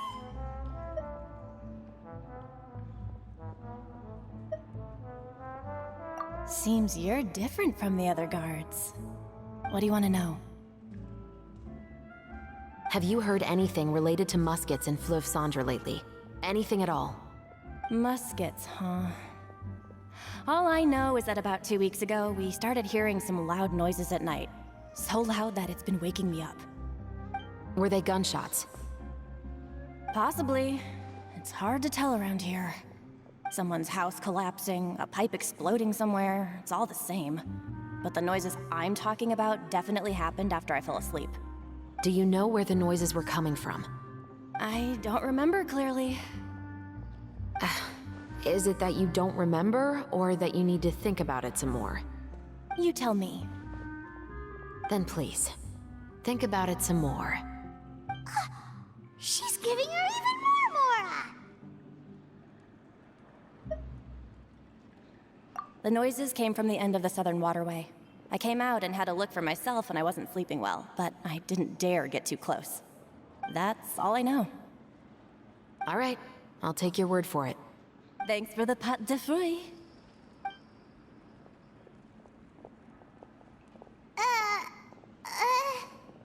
No need to be surprised. I grew up here, remember? I know how to get people around here to talk. Seems you catch on pretty quick. Now then, let's keep going. It's been a while, Tetro. Please, just get on with your request. I want to know if you've heard anybody talking about muskets lately. Information isn't free, you know. I've heard that bandits have been extremely active in the countryside recently, and they've been affecting the delivery of goods to Poisson. I can allocate some more manpower to help out with that problem. What do you say? You're still as helpful as ever. One of our men got drunk at dinner about a month ago and lost his gun. 3 days later, it turned up in the corner here. What's weird about that? He just forgot where he put it, right? This is Fleuve Cendre, my friend. Anything of value left in the tavern won't ever make it to the next day. But that gun turned out to be an exception. It didn't get any new wear and tear on it, and didn't even appear to have been fired. We were quite mystified as to what could have happened. I suspect it came back because the weapon was already known to the guards. You mean, a criminal was afraid the Marechaussee Phantom would use the shot marks to track them down? Maybe. But if that's the case, the culprit really took great care to avoid getting caught. I didn't say anything about a criminal. In Fleuve Cendre, knowing who was killed is as easy as knowing what clothes you're wearing today. It's the guy living in the east side, isn't it? I've never liked him. Every time he's here, he just orders a drink and sits there with a nasty look in his eyes. So, who was the one who lost the gun in the first place? Don't bother. Even if you ask, he wouldn't admit to owning a gun to some strangers. Not to mention the captain of the Special Security and Surveillance Patrol. He's right. I know you grew up here, Chevreuse. Even though you're on good terms with the Spina, you've still been gone too long. Not many people know you here now, and a lot of people don't like the Special Patrol. I know. So take my advice and don't show your face too much around here. It's for your own safety. I'll come and go as I please, and I'm afraid I'll be appearing more often due to my work. All right. Don't say I didn't warn you.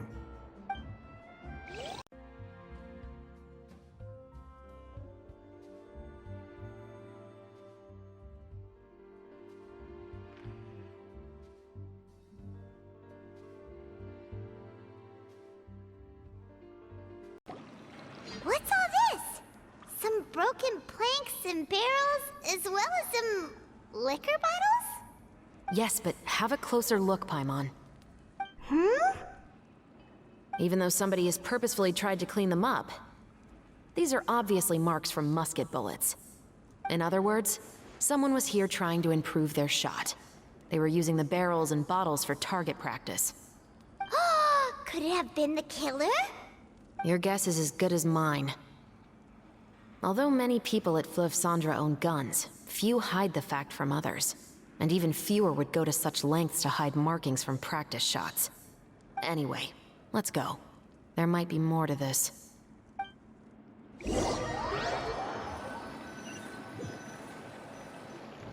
Seems like that's all we'll be able to uncover for today. Paimon feels like we managed to learn a lot more here than up on the surface. Yes. Assuming that everything we found is indeed connected to our suspect, then their timeline was probably something like this. A month ago, our suspect found a gun and took it home to disassemble it. Once he'd figured out its mechanics, he brought it back. In the following weeks, he used some parts to create his own makeshift musket, and took it to the Fleuve Cendre for target practice. Then, a few days ago, he found his target and carried out the murder. Once the deed was done, he left a rainbow rose on the body, just like the scene in the novel. That all makes sense to Paimon, but we're still no closer to figuring out the killer's identity! The deceased was a resident of Fleuve Cendre. It's said that he was a poor, solitary man. Yeah, that's also something I'm trying to figure out. If we are indeed following the novel, and there's a story behind the murder, then this murder should be an act of vengeance. But according to our investigation, the deceased didn't have any enemies. He was no saint, but no one's heard of a rival who hated him enough to shoot him dead, much less care to leave a rose on his body. What message is the killer trying to convey, and to whom exactly? We've thoroughly investigated that possibility. He claims to have spent the whole day at the Opera House on the day of the murder, and the staff there have confirmed his account. Okay, so he has an alibi. Not only that, he lacks a credible motive as well. He has a family of his own, and both of his parents are still alive. I've looked into his records. He was adopted at the age of 6, and all the proper procedures were followed. There are also records of him at an orphanage before then. In the story, the mother of the 2 musketeers was murdered after the children turned 10. Of course, he could have changed the children's ages, but I don't want to assume anything without evidence. More importantly, I've also had a chat with him in person. He didn't seem like the kind of person who would pull the trigger to kill a man. Then, what should we do now? We have all this new information, but it doesn't help us move forward. Investigations take time. I didn't expect us to catch the culprit in just a single day. How about this? Let's spend the next few days filming with the crew. We can continue the investigation once we're done with the film. I'm sure that given time, new leads will present themselves. Wait, but weren't you saying Intel is like small, remote islands in the middle of the sea just a moment ago? Wouldn't you just miss them if you were to stop looking? Ah, but the book had more than one reference to the islands, Paimon. Oh? What else did it say then? As long as you spend enough time sailing through the fog, you'll eventually come across an island.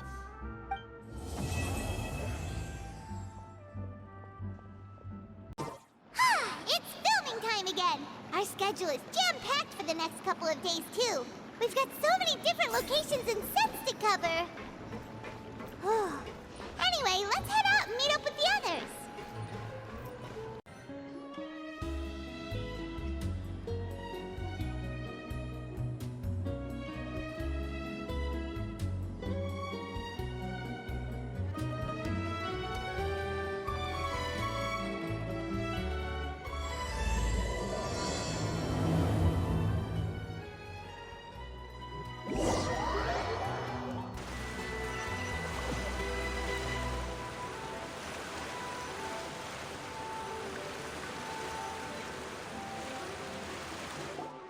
Good work, everyone. We're looking to wrap with our 2 main ladies today. I can already smell our success. What do you mean, looking to wrap? Oh, aren't you the expert now?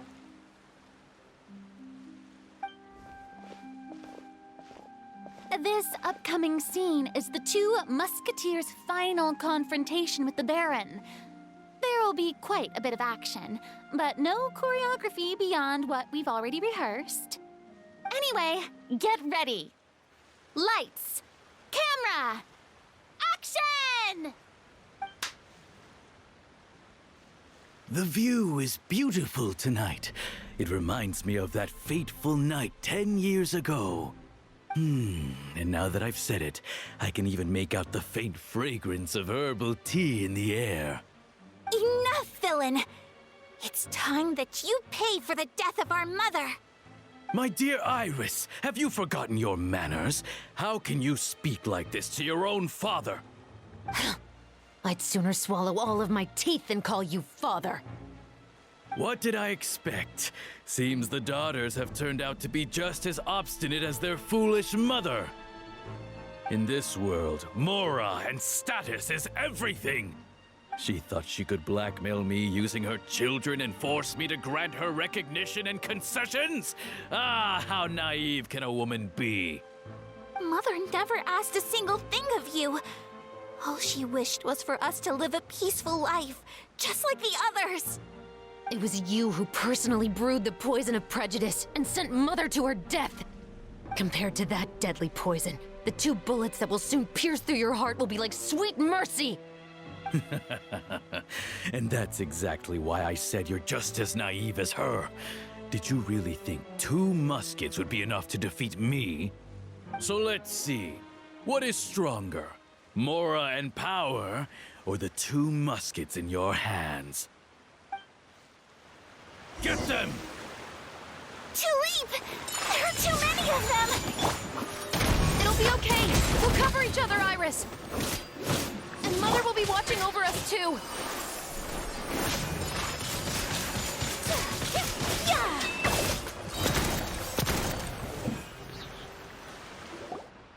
You've lost.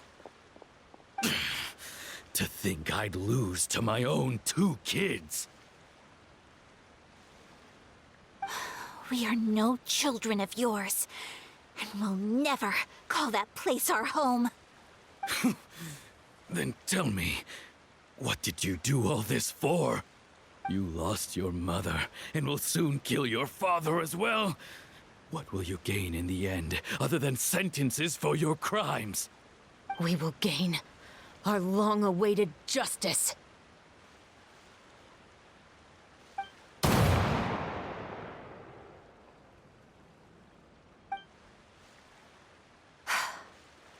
It's over. Finally, it's over.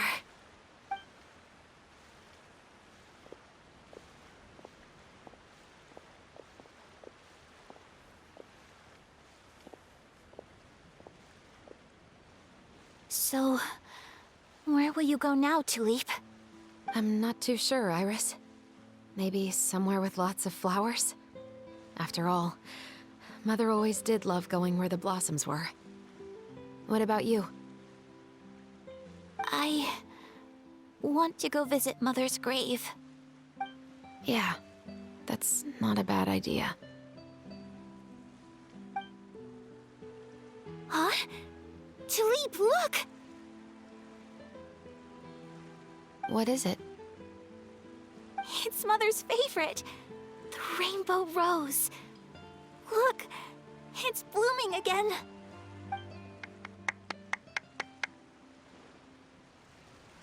Excellent! That was beyond mesmerizing. Even I didn't expect this scene to go so well. And we got it in a single take. All right, everyone. We've got a wrap for Tulip and Iris. Congratulations, Ayaka and Chevreuse! Thank you. I didn't expect our parts to wrap so quickly. I wish I could savor the experience for just a bit longer. Paimon totally understands. Paimon's not ready to say goodbye to the clapperboard either. Filming has really been a lot of fun. You were great too, Chevreuse. The way you said, long-awaited justice. It gave Paimon chills. That is indeed my favorite line in the whole book. I still remember trying to act it out in my room the first few times I read it. Whoa, Paimon would have never guessed you're that type. Who doesn't like stories where the guilty are punished and justice prevails over evil? Don't forget, I'm the captain of the Special Security and Surveillance Patrol. Captain, I have something urgent to report.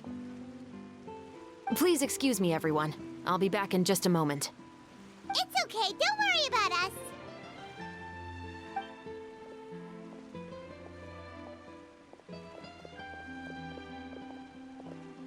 Oh? Was she whisked away by work already? I was just about to tell her how great she did. It seemed like some urgent official business. Then perhaps we should thank the stars that we were able to wrap both of your parts so quickly today. Switching around the filming schedule would have been a real pain. Anyway, I actually came over to let everyone know that we're all done for today. You can go home and get some rest. And one last thing, Miss Ayaka. Your acting skills today were immaculate as always. Are you sure you won't consider taking up full-time acting? See, I just happen to know this great troupe that's still looking for a lead actress. Thank you for your kind words, Director Farina. Unfortunately, there are still many matters that I have to take care of back home at the Yashiro Commission. I cannot remain in Fontaine to pursue an acting career. Nevertheless, I will make sure to treasure this incredible opportunity in my heart. Oh, that's a shame, but I understand. Just let me know if you ever change your mind. I believe it's also about time for me to take my leave. But hopefully I'll see you on set over the next few days. Even though my part's wrapped, I'd still like to swing by and help out the crew. See you tomorrow, Traveler and Paimon. Yep, see you tomorrow! Well, what should we do next? Maybe we'll go investigate the case some more with Chevreuse today. Traveler, Paimon, please come with me.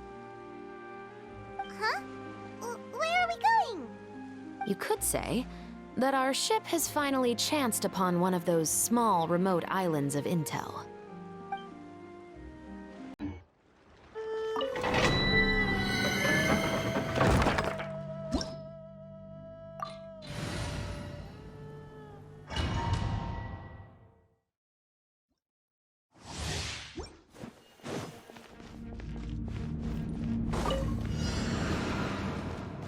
The night is cold. Dissipate. Gotcha. Things are about to get done. Coming at ya! Attack! This one's got your name on it. Ha! Hiya! Coming at ya!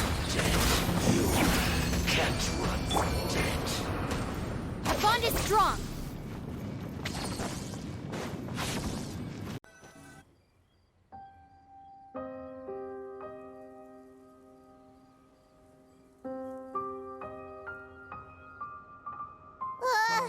Paimon's exhausted. Paimon definitely didn't expect having to float this far after a full day of filming. So, Chevreuse, why did you take us here? Affirmative. It wasn't anything conclusive, but it should show us a clear way forward. Have you ever heard of someone by the name of Emily? Oh, you mean that famous perfumer? She's a good friend of mine. She's lent me her aid several times in the past to resolve some difficult cases. After I discovered the rainbow rose at the scene of the murder, I sent it to her. After all, she's probably the foremost expert on flowers and scents in all of Fontaine. And then? There was nothing remarkable about the flower or the trace amounts of soil left on it.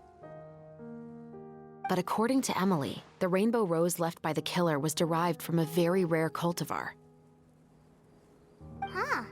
Paimon didn't know that there were different varieties of rainbow rose. Paimon just thought they grew everywhere in the wild. Flowers that are deliberately cultivated will always show some different features from those that bloom in the wild.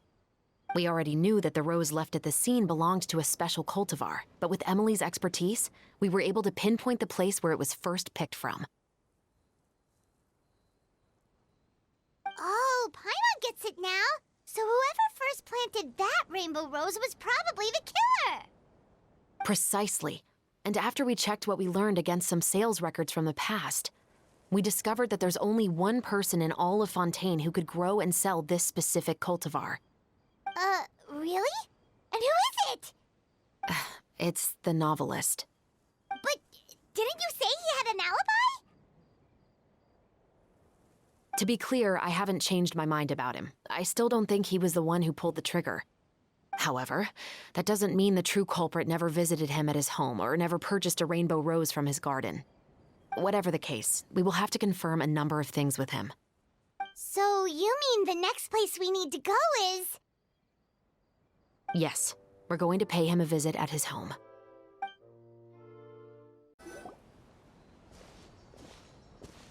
That should be his house.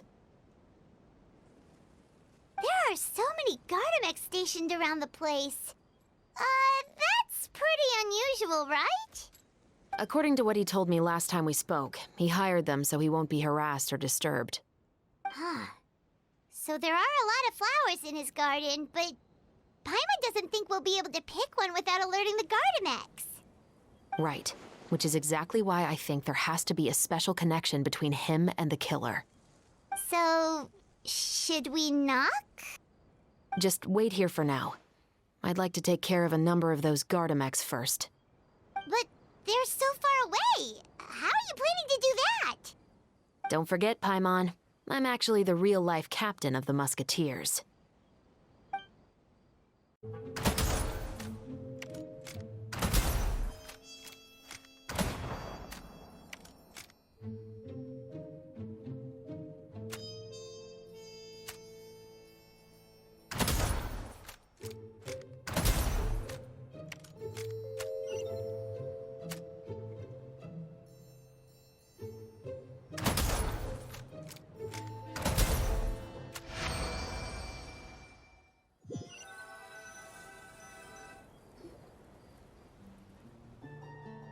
All clear. Let's go. Wait! Paimon's a little nervous now that we know he could be the killer. Can we go over our plan of action again? I'll go knock on the door and make sure it's safe inside. Once we're sure that we're in the clear, I'll ask him to come with us for a quick round of questioning at the guard's headquarters. But can't we just arrest him? We still have no evidence that he's the killer, or that he lent the killer any direct aid. Still, it would be appreciated if you could pick a rainbow rose from his garden for me while I'm talking to him. It'll help the Marechaussee Phantom confirm Emily's theory. Sure, no problem. Just be careful, Chevreuse.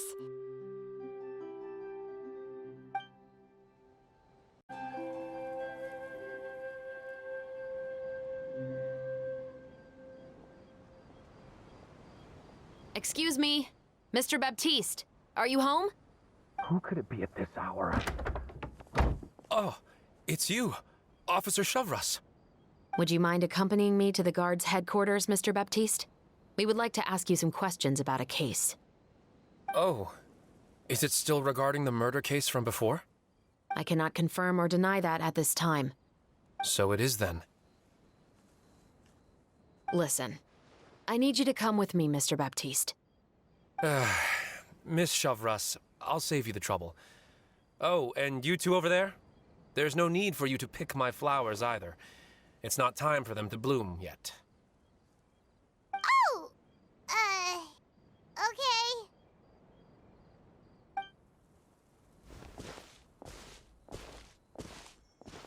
By saving me the trouble, you mean...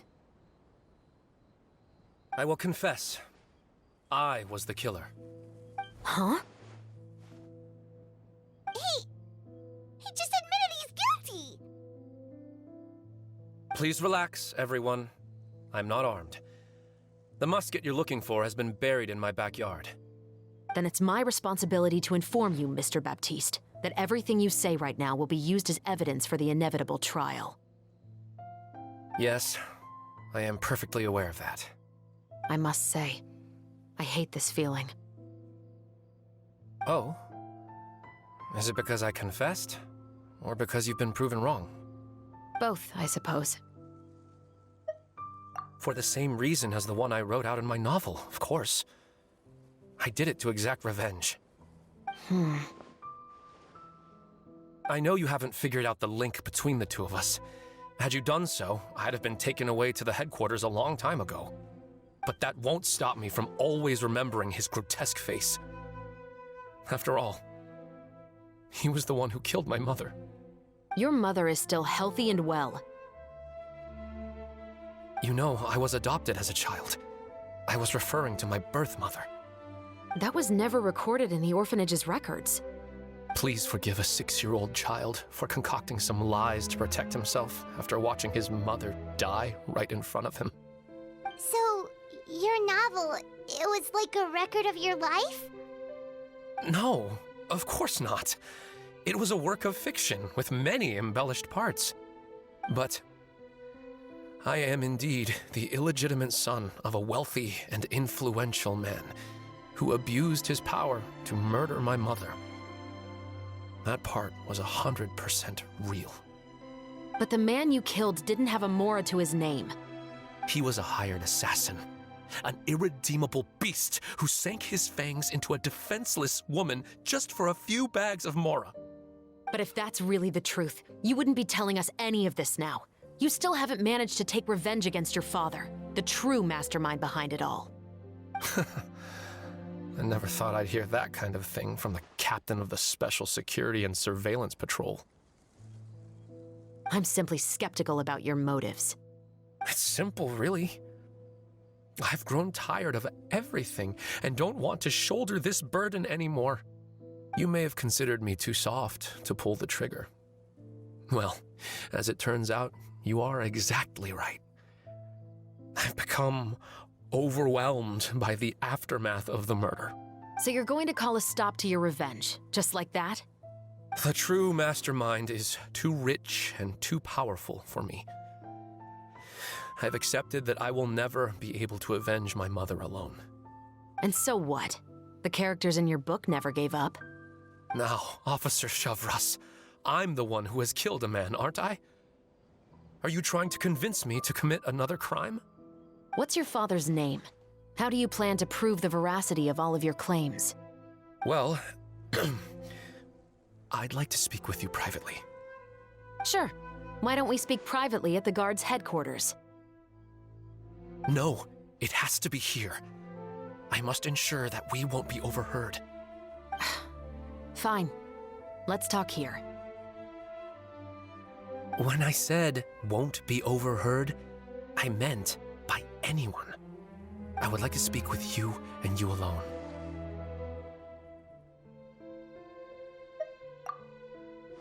Thanks. I appreciate it. Please stay safe, Chevreuse.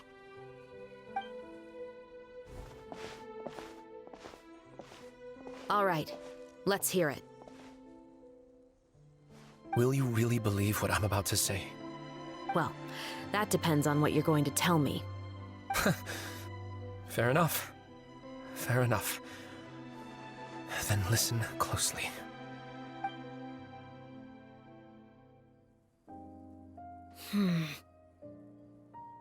So that's how it's all connected. So, it seems you believe me after all. Do you want me to go public with this?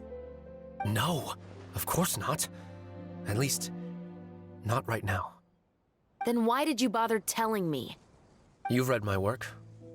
What do you think? Even if you were to go public with all of this right now, he'd simply deny everything. It's been too long. Almost 20 years. Anything that could be used as evidence has long faded away. Even if there might have been a solitary island of truth once upon a time, it has long sunk beneath the waves by now. Justice will never find him. Not if you don't try. I know that as the captain of the Special Security and Surveillance Patrol, you will always stand on the side of justice. But do you really think a cushy life in prison really constitutes justice for him? I bet he could lead an extremely comfortable life in the fortress of Meripede. What are you trying to say? I've been observing you from a distance. Your portrayal of the musketeer was exquisite. Pull the trigger of justice against him. Let the villain get what he deserves. You want me to let you go so you may complete your revenge? No, Officer Chevreuse. I know that would be impossible. No. What I'd like is for you to perform the deed on my behalf. Oh, Chevreuse sure is taking her time. What could they be talking about anyway? Oh, Paimon's worried. What if he decided to attack her? Oh, you do have a point. Still, do you have any idea who the rich person might be? And why the novelist doesn't want us to hear what he's saying to Chevreuse? Sorry to keep you waiting, you two. Hey, how did your talk go? I've already sent someone to escort Baptiste back to the headquarters for questioning. He wasn't lying about the musket. It was indeed buried in his backyard. But what about the name? Did he tell you the name of the rich guy? Yes, he did. But for now, I have to return to the Special Patrol. There are still a few loose ends I need to tie up.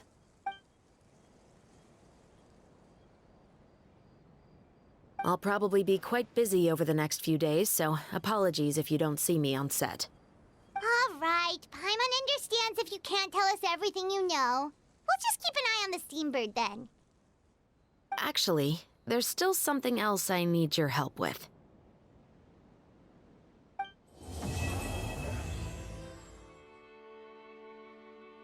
We haven't seen Chevreuse since that night at Baptiste's place.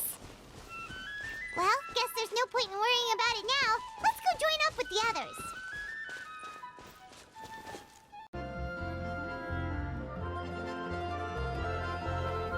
Good morning! Hayaka and I were just talking about you. Is Chevreuse still not joining us today? Probably not. We haven't seen her either. Huh? That's such a pity.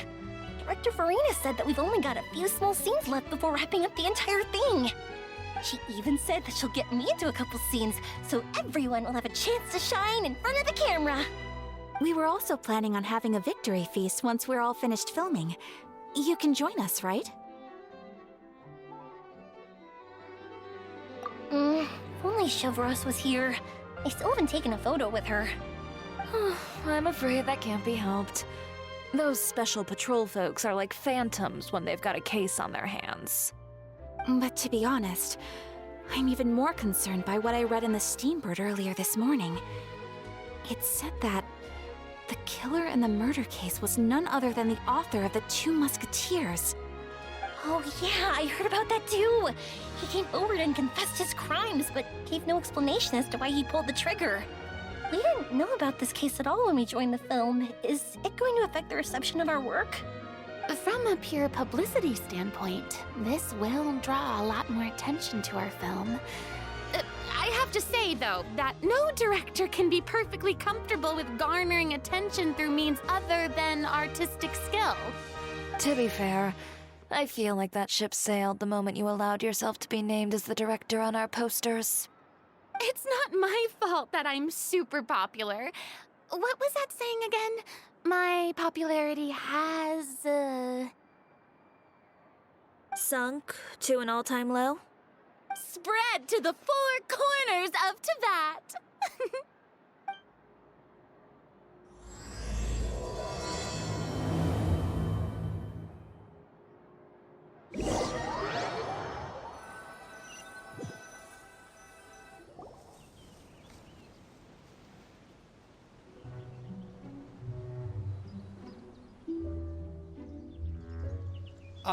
Excuse me, everyone. Xavier! Feels like it's been ages since we last saw you. I've been talking nonstop with the Film Association, and I'm absolutely swamped trying to coordinate the film's marketing. So forgive me for not being around more often, but please believe me when I say that I will make sure everyone's hard work gets the exposure it deserves. Oh, seems like you've been fighting your own battles. Yes, that's one way to put it. Oh, and before we begin the final round of filming, please allow me to finally introduce you to the original investor of our film, Mr. Morris. A pleasure to meet you all. Yes, glad to make your acquaintance, Mr. Morris. We've heard about the issues you've encountered with your financial situation, and genuinely hope that things have taken a turn for the better. Oh, well, the situation has indeed improved somewhat. Don't worry, Mr. Morris. Accidents and last-minute challenges happen all the time. There's no need to blame yourself over it. The good news is that we're almost done filming now, and I would even say that this is the best story I've ever seen. Is that so? I see, that's great news. All right, now that we've gotten all the pleasantries out of the way, let's get the show on the road. We'll mostly be filming typical people and scenery from the streets today to improve the sense of environmental ambiance in some parts of the film. Oh, and there'll be a cameo for Mr. Kamisato and Miss Yoimiya as well.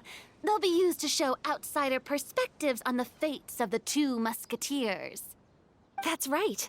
Ayato should be here any minute. Excellent! Then let's start with the scenery shots. Camera and clapper loader, you're up.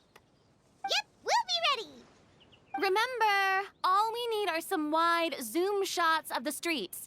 If you happen to find some particularly lovely patches of flowers and grass, feel free to grab some close-ups of those as well. Ready? Lights! Camera! Action! Okay, now move the camera slowly. Try to focus on that flower. What's wrong? Just adjust the focal length a bit. Something the matter?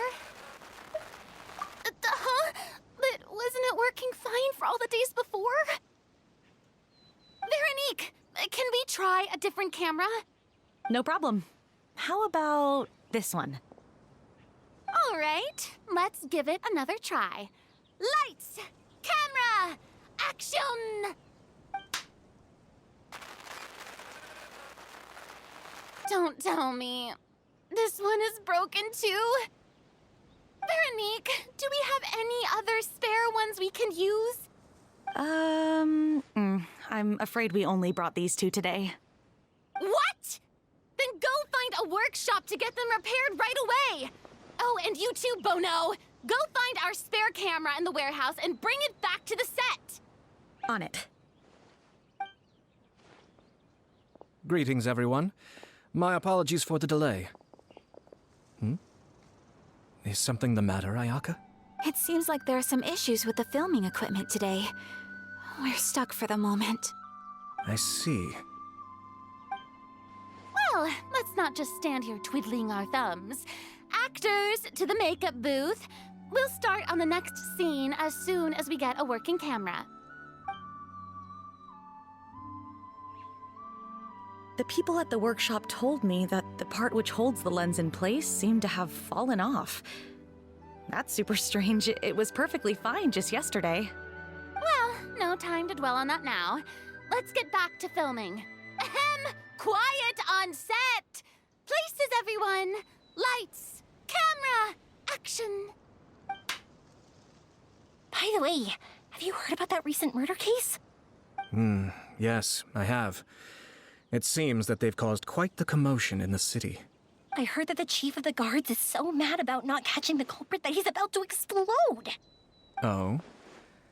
I find that quite hard to imagine, considering how he already looks most days. Director, we have a problem. Oh, we're in the middle of a take! Couldn't you wait until we wrapped up this scene? No, Director, our film, all the finalized film that we've been keeping in the case has disappeared. Oh, wait, well, what did you say? Mr. Bono, please take me to where the film was kept right away. I'm coming too. No, Yoimiya, you have to stay here. Oh. Okay, listen up.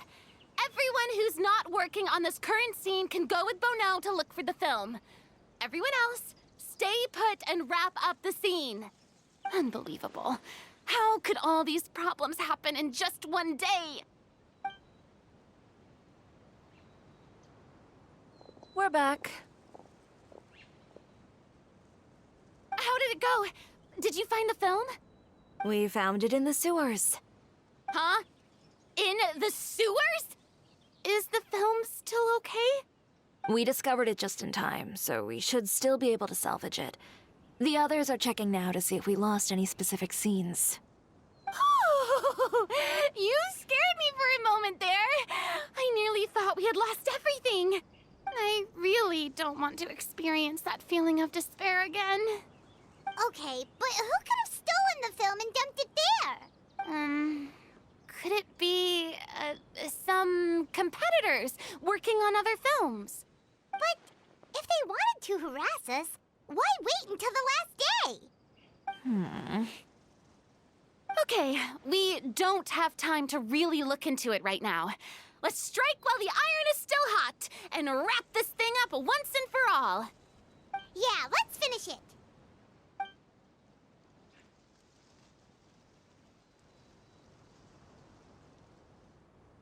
I would like to officially announce that our entry to the festival, The Two Musketeers, has now concluded filming! Paimon is spent. It's so late already.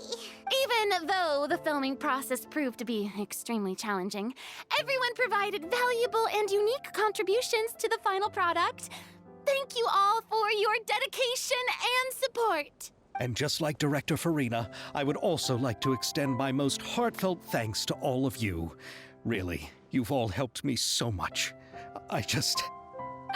All right, let's save the awards speech for later, and hopefully also get some rehearsals in before the real thing. Anyway, now it's time to party! Let's all make our way to the beach and have a celebration feast so loud and fun that even the blubber beast will want in. Party! Party! Paimon wants to party!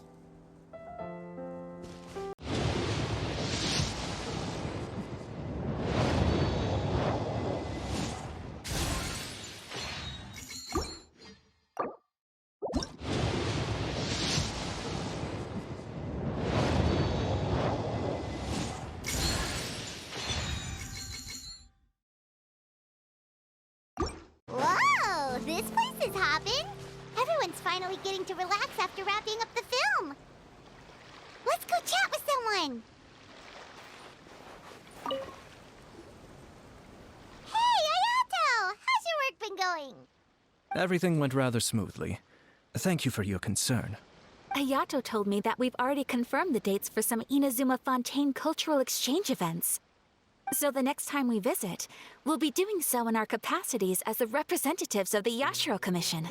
Oh, that's great! Then maybe Paimon will be able to find Fontaine detective novels in Inazuma from now on! Oh, wait. Wouldn't Yaimiko get upset if that happens? That would be stealing some of her business. You've got a point.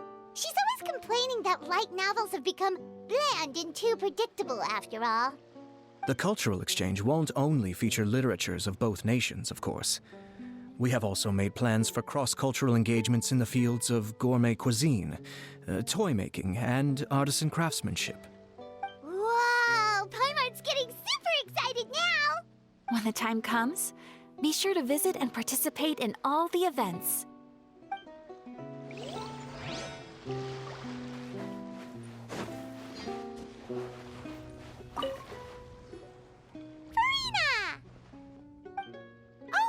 My darling clapper loader and camera operator, you've both worked really hard.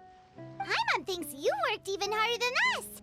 Honestly, Paimon was getting a little tired of playing with the clapperboard by the end of it. Worst of all, Paimon started having dreams of you shouting, "Lights, camera, action!" into Paimon's ears. The actual dream can't even start until you've yelled that. Hey, if anything, shouldn't I be more grand and delightful than your dreams? We've been through so much together, and that's how your brain remembers me? That's not Paimon's fault. We've just used the clapperboard too much lately. Anyway, what's most important is that we've wrapped the film. I'm pretty confident that we'll take first prize. Hey, no need to mention the official name. Wait, now that you mention it, if we did win the prize, would Farina just get a statue of herself? Come on, I don't need that kind of attention. Xavier can accept the reward on our behalf. But just imagine! Farina accepting the Farina Award and holding a Farina statue. I'm going back to my dessert now. You all can keep discussing that on your own.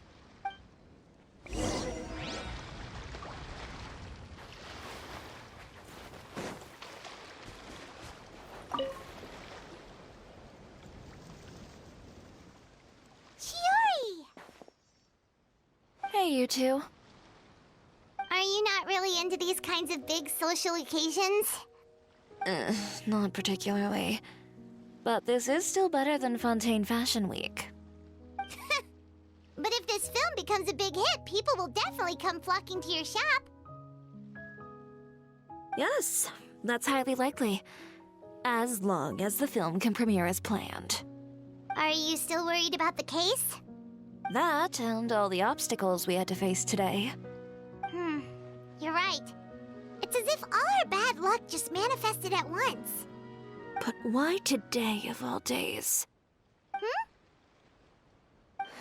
No, it's nothing. We've already delivered the film to the editors, so there should be nothing more to worry about. How are you doing, Mr. Morris? You having a good time? Well, you could say that. Do you happen to know when the party is scheduled to end? Judging by how much fun everyone's having, I'd say probably not until well after midnight. Is there something that you still have to take care of at home, Mr. Morris? Oh, well, I'm just not a late night person, so I might take off shortly. Oh no! Silly me. I almost forgot something super important. Oh, what is it? I prepared a whole batch of fireworks for the party, but I forgot to bring them over from the warehouse. Fireworks, you say? That's, truly a pity. Sorry things didn't go as planned. Could you help me carry them over, Mr. Morris? I won't be able to fetch all of them by myself. Me? Are you sure that you can't find anyone else? I just wanted to make this a surprise for everyone. The warehouse isn't far from here. We'll be there in no time. Pretty please, Mr. Morris. These are some of the best fireworks I've ever made. So I also want you to see them before you leave. They're stunning. I promise that they'll be a once-in-a-lifetime experience that you'll never forget. But... It's okay, just come with me. If we're sneaky enough, nobody else will see us leaving. All right. The warehouse is right over here. I moved the fireworks there in advance, so it shouldn't be too much work bringing them back. It's still a ways away from the party. Sorry about that, Mr. Morris. It's probably because I'm used to carrying fireworks all the time, so it doesn't feel like a lot of work to me.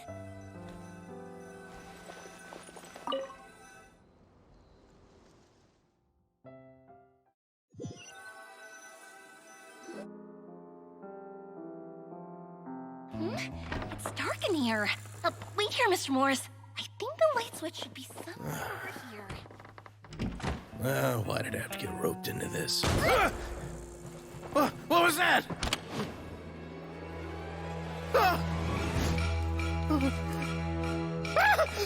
Who's there? Get me out! Get me out of here! Did you really think you'd get away, Morris?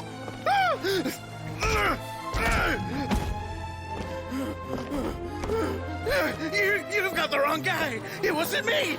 I'm not the killer. You know, Eliza died a far more heroic death than this. She fought your assassin to the end, to save the children she had hidden beneath the floorboards.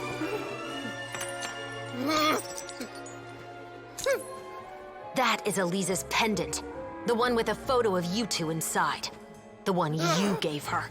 Ring any bells? It's a fake! It has to be! There's no way! No way your assassin didn't destroy it, you mean?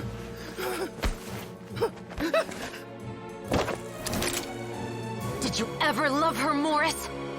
Or was killing her always the plan? No, please. Listen to me. I told Eliza to keep us a secret. I paid her plenty for her silence. I never thought she'd keep the child. Everything was gonna come out, and I had no choice. She forced my hand. No! I'm begging you. I have money. Just name your price, please. You can keep your Mora, and you can go to hell.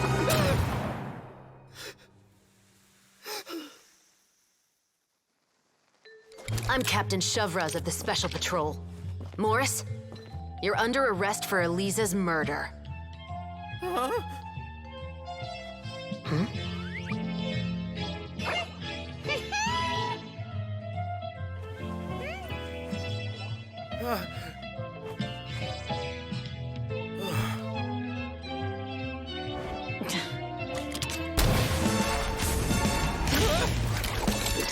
You're under arrest too, prop manager Veronique. Or perhaps I should call you the Second Musketeer.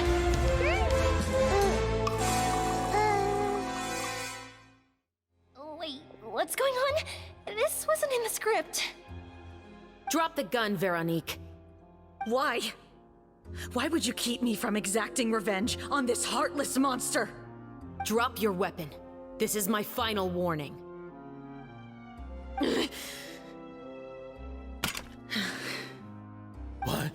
What is going on? Do I have to spell it out for you, Morris? Everything that took place just now was staged to get you to confess the truth. But this last part is all improv, of course.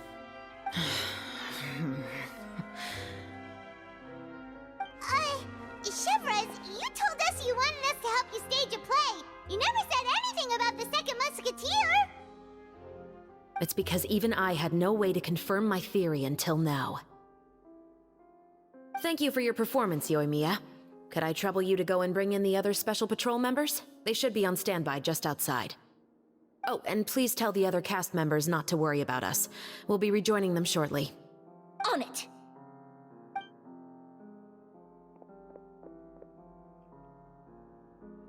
So what do you think, Morris? Care to talk about what happened 20 years ago? My patience is limited, you know. don't force me to take you back to the interrogation room. I'd wager that you wouldn't last for more than a minute in there. With the recording we made, you have no chance of winning in court. Cooperating with us now is the most practical move. All right. I'll talk. I hired an assassin to murder Elisa. She once worked as a maid on my family's estate. She was very beautiful, and after some time I fell for her. We kept our relationship a secret and carried out an affair for some time, but it wasn't long before she became pregnant. And if my parents ever found out, they would have stripped me of my inheritance and status, driven me out of my home. I also didn't expect Elisa to insist on bringing the pregnancy to term. She even asked me to leave my family and travel far, far away with her. She believed that you were truly in love with her. I didn't have a choice. I gave her a large sum of mora, told her to leave the family and to get rid of the baby. But then years later, she sent me a letter. There were photos of 2 children, and she even asked if I could find some time to visit them. Huh? 2 children? Paimon thought Baptiste was the only... you mean... Even if she had the children against your will, you could have just ignored the letter entirely. Why kill her? I had just gotten engaged to be married to an heiress from another wealthy family. So if anyone were to find out about Elisa, my life would be completely ruined. I didn't have a choice. No. You always had a choice. You just made the wrong choice. Again. Do you know how it feels to watch your mother be killed right in front of you? My brother and I were hardly even school age yet. We were hidden beneath the floorboards, grasping each other's hands like a lifeline. We were so terrified that we didn't even know we could ever take a breath. All we could do was to watch Mother try to fight back, and then collapse to the floor. Even after the assassin left, we were still too terrified to leave our hiding spot. We thought that he might come back. It was only until the next evening when we finally climbed out and gathered around our mother. But she had already become cold and stiff to the touch. You made up your mind right then and there to bring this case to light. Not only that, we resolved to get our revenge. And that's why you became the Musketeers. No, that's why I became a Musketeer. The man from before was also killed by me. My brother had nothing to do with it. I figured as much. You did? I once told these 2 that he didn't look like a killer to me. His confession from that night also rubbed me the wrong way. I think what really tipped me off was, how could I not feel a sense of regret in him? Huh? He confessed faster than any criminal I've ever met, but he didn't say a single word about you. He insisted that he was the sole perpetrator in the case. But after the questioning ended, I disassembled the musket we dug up from his backyard, put it in front of him, and told him to reassemble it. Wanna guess how far he got? He had no idea where to even start. He's never touched a gun in his life. Based on that, I determined that he was not acting alone. He only surrendered himself to draw our attention and create a moment of opportunity for his partner. So, I decided to play along. And as expected, the second Musketeer followed us without hesitation once she saw Morris get separated from the rest of the cast. Besides, why else would he call the novel The 2 Musketeers? But how did you know it was Veronique? I figured it out the moment Baptiste told me his father's name. That so-called financial crisis was all just a ruse. He just wanted to sign up as the investor and then leave the film without any source of funding. After all, he has a vested interest in minimizing the reach of this story. It's really just the same thing as what he did to Elisa all those years ago. Human scum. But then Xavier pulled out all the stops and got the film made against all odds. Morris couldn't have that. With the killer in custody, he figured it was safe to act. And so he came to visit the set today, just as I expected. Wait, so you were behind all those mishaps today? As for the identity of the second Musketeer, I assumed they'd probably stay close to Morris and look for an opening. And if they already knew that Morris was the film's investor, then that narrowed the list of potential suspects as well. Furthermore, being the props manager would allow the culprit to avoid scrutiny by purchasing mechanical parts in the name of the crew. With that hypothesis in mind, I went back to check Baptiste's orphanage adoption records. Guess whose name I saw on the same page, just a few lines from his. My brother. He trusted you. As in, he trusted me to perform the deed on his behalf? He trusted you to stand on the side of justice. I am. I thought you could do it as well. Oh, the look on your face when you told him to go to hell. I really thought you'd put a bullet in his brain. You know what he has done. Are you telling me that you'd rather see him spend the rest of his life living like a king in the fortress of Meripede? I will never be able to forget the feeling of my mother's cold, lifeless hands. And you would call this ending fair? Is this what you call justice? I won't lie, Veronique. I did hesitate when your brother first told me about the truth. I wondered. I agonized over whether I should really put a bullet in his head. So why don't you? Because that should never be how justice is carried out in this world. Perhaps, to you, justice is simply reciprocated. An eye for an eye, and a life for a life. But everyone has their own understanding of justice. If everyone were to pursue their own definition of it, there would be no more order in this world. Today, you'll kill Morris, and tomorrow, his children may come for you.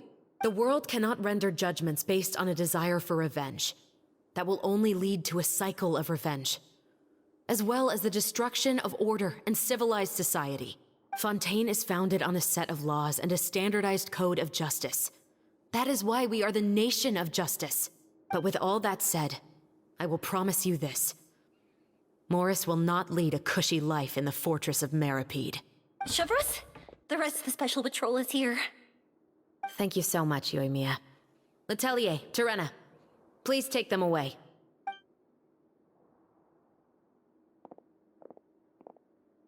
I still can't agree with your reasoning. I know. Justice has not been delivered. At least, not today.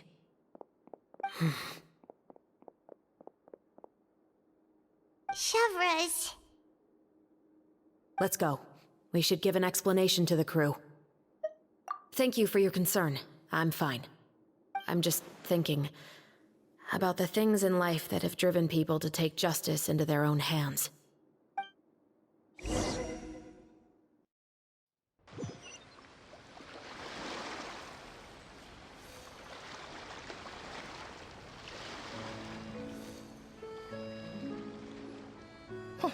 Who would have thought Morris would turn out to be...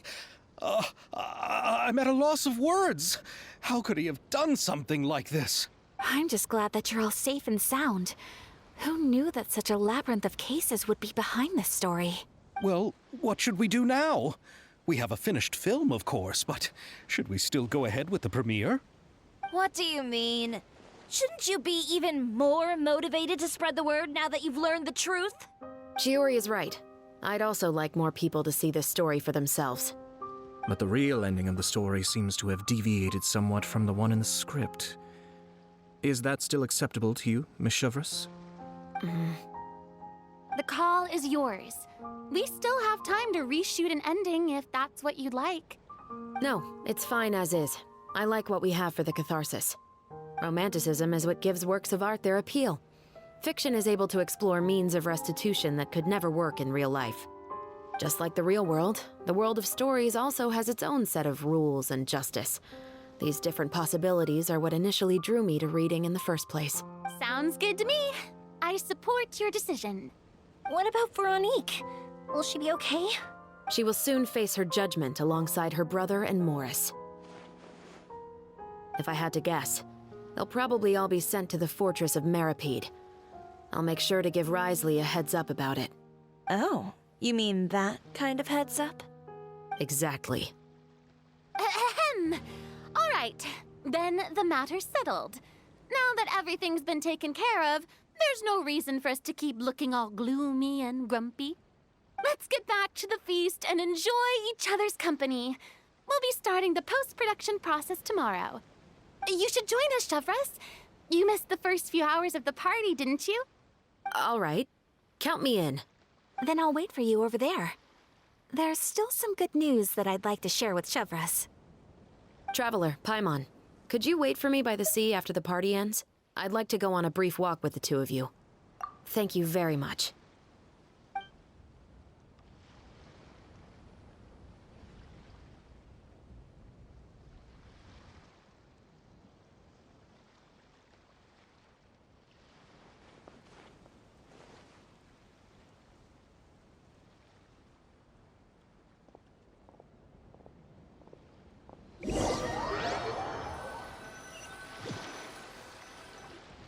Sorry for the wait. Oh, we weren't waiting long at all. Is there something else you wanted to tell us? No, I don't have anything new to share. I just felt that since you were my investigation partners, I should have another conversation with the two of you. Traveler, how would you have responded to Baptiste's request if you were in my shoes? When I was young, my father often took me here to swim. We'd come rain or shine, even when it was freezing cold. He told me that swimming was the best activity to train one's strength of will. You could never give up before reaching the shore, especially when the water was cold. Oh? Why's that? Because the moment you give up would be the moment you die. At that point, I still hadn't received my vision. One winter, the chilly wind felt almost like knives on my skin, and the seawater was so frigid that it numbed my toes the moment I stepped in. I cried and begged my father to spare me from having to swim across, but he wouldn't listen. He used to be a member of the Special Patrol as well. You could say it was his way of educating his children. That sounds awful. When he saw that I wouldn't stop crying, he just picked me up and tossed me into the icy water. The bone-chilling cold took away my senses. I couldn't feel anything but fear and rage. I waited for my father to save me, but one look and I knew he'd already started swimming for the opposite shore. I realized that if I were to give up, I really would die right then and there. I used all of my strength to try and catch up to my father. Those few minutes felt longer than my whole life up until that point. I did, however, make it to the other side. I've never felt afraid about anything in my life after that, nor have I ever cried again. That way of teaching would have never worked on Paimon. Yeah, I don't think that was the right method for anyone. It's just that, working now as I am in the pursuit of justice, I still sometimes feel like I've been tossed into that winter sea all over again. The anger and the helplessness. Chevreuse. But the worse I feel, the more I know to never give up. The alternative would be to forever lose myself among the waves. Anyway, how about a race? Neither of us will drown, but we can still see who swims faster. You guys go ahead! Paimon will grab the clapperboard to mark the start of the race.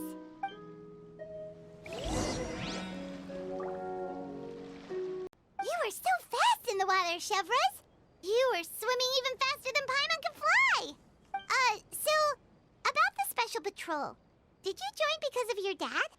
Partly, but I'd say I was more inspired by the heroes I read about in stories growing up. Oh, so it's due to your love of stories. Of course, it was only after I joined the Special Patrol that I learned that truth is often stranger than fiction. Come on, let's walk a bit more.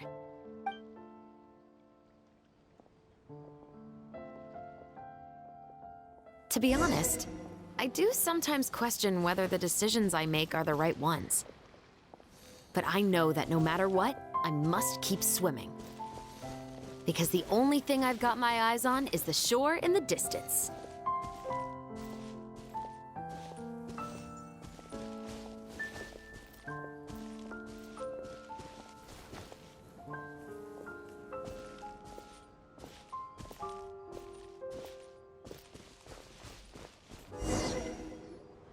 Thank you for coming on this walk with me. I feel a lot better after getting all that off my chest. Huh. We're nearly back at Baptiste's house. Huh, you're right. I didn't realize we were so close. He really did plant a lot of flowers. It's just like how he described it in the story. Huh? Wait. Paimon, Traveler, look! The rainbow roses in the garden. They're in full bloom now.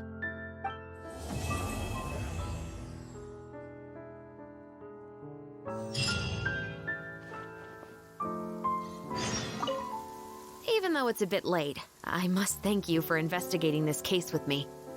Not on behalf of the Special Patrol this time. It's a personal expression of gratitude from yours truly. Oh, you want to hear more about my father? To be honest, I didn't spend that much time with him. He was always busy with the Special Patrol, so he would often return home really late at night. Some nights, he didn't come home at all. Once, he didn't come home for a long time, maybe a whole week or so.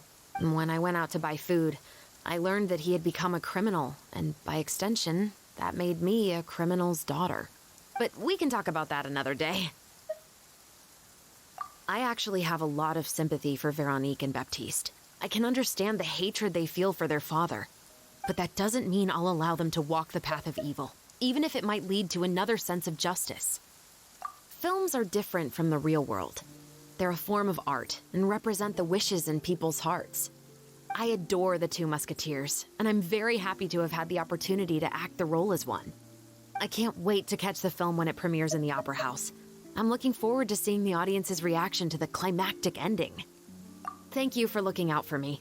I'll see you at the award ceremony. I'd be very surprised if we don't win.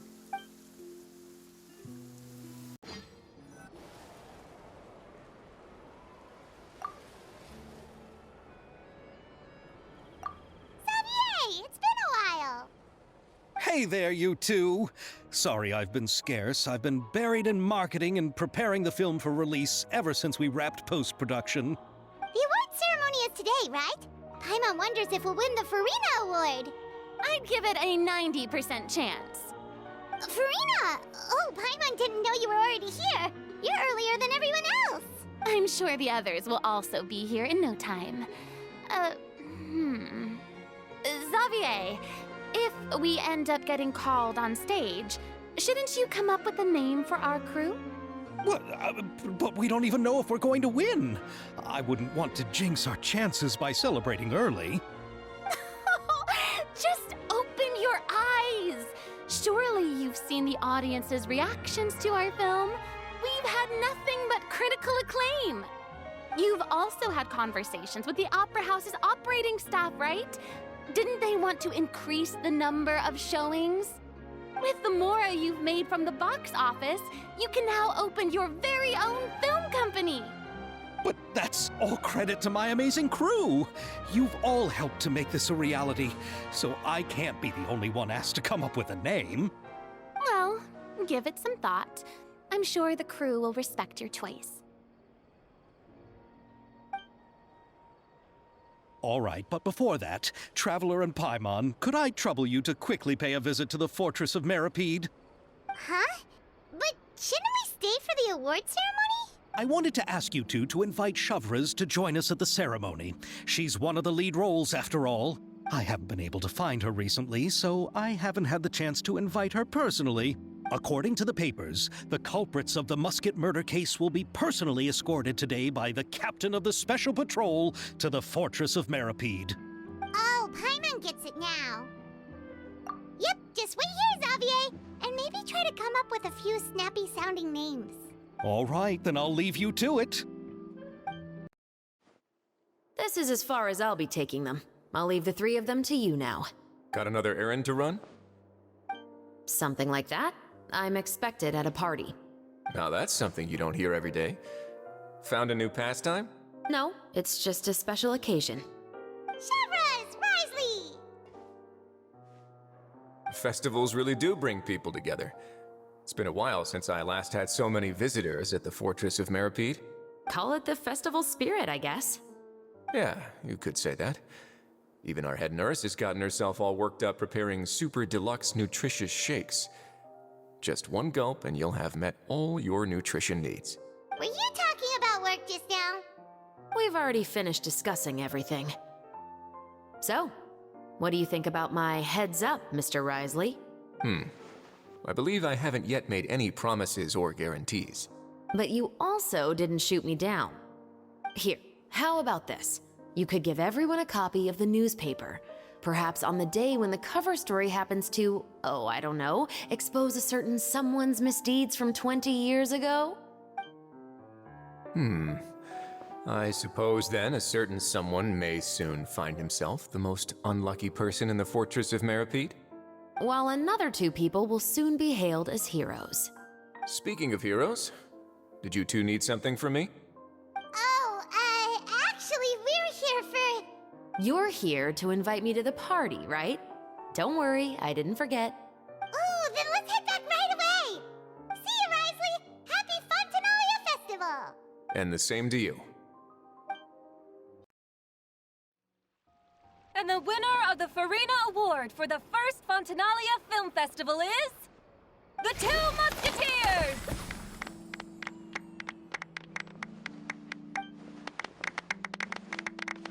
We won! We really won!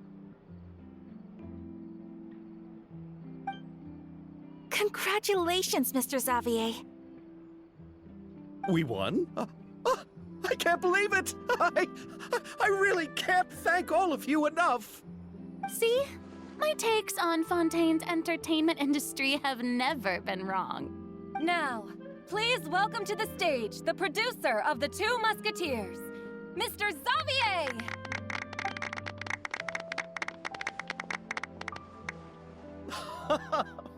Thank you. Thank you all so much for your recognition and support. While I'm up here, I would love to give special thanks to... Time really flies, huh? It certainly feels that way. It feels like it was only yesterday when you were teaching me to hold a musket. Will you come back to Fontaine again? Of course! I'm very fond of this city. There are so many novel and interesting things that it's been hard to keep track of them all. But how about you? Would you be interested in visiting Inazuma? I can't say the thought has crossed my mind before, but I'd be willing to consider it now. I will be eagerly awaiting your visit. It would be wonderful if you could visit my home and enjoy a taste of our tea and desserts. Yeah, let's keep in touch. Did you accomplish all you came here for? Yes. And you should visit Inazuma again sometime. How has Ogura and her business been? To my knowledge, she's doing quite well. Tell her I said hi. I certainly will. I heard the thunderstorm has stopped. Yes, and the war has also been brought to an end. Peace and prosperity has returned to the islands. I quite like the sound of that. Perfect for hanging textiles out to dry. I'd like to offer my thanks again to the entire cast and crew. Without you, I would have never completed this film, much less had the opportunity to be standing on this stage. With the support of my entire crew, I would like to officially announce our film company, Musketeer Pictures. Woohoo! That has a really nice ring to it. Then in that case, let's please welcome all the members of Musketeer Pictures onto the stage for a commemorative photo. Oh, Paimon didn't know we'd also be taking pictures. Director Farina, I believe you are the most deserving person to raise this trophy. Huh? No. There's no need. It's so embarrassing. It's an honor the director deserves. Yes, I agree. Just accept that you're not getting out of this. Ready, everyone? 3, 2, 1. Musketeer Pictures!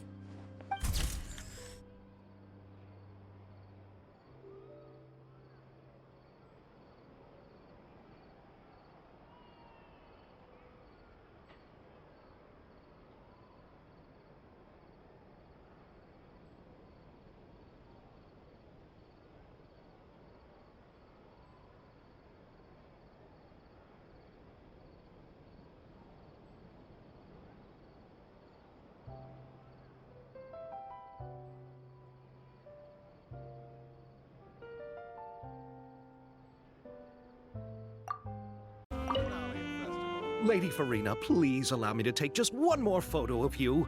I would also love to get your autograph, just as a memento of our time together on the crew. Hey, I've had enough of the camera flashes from when we were all up on stage. But, Lady Farina, you are the best director I've ever met!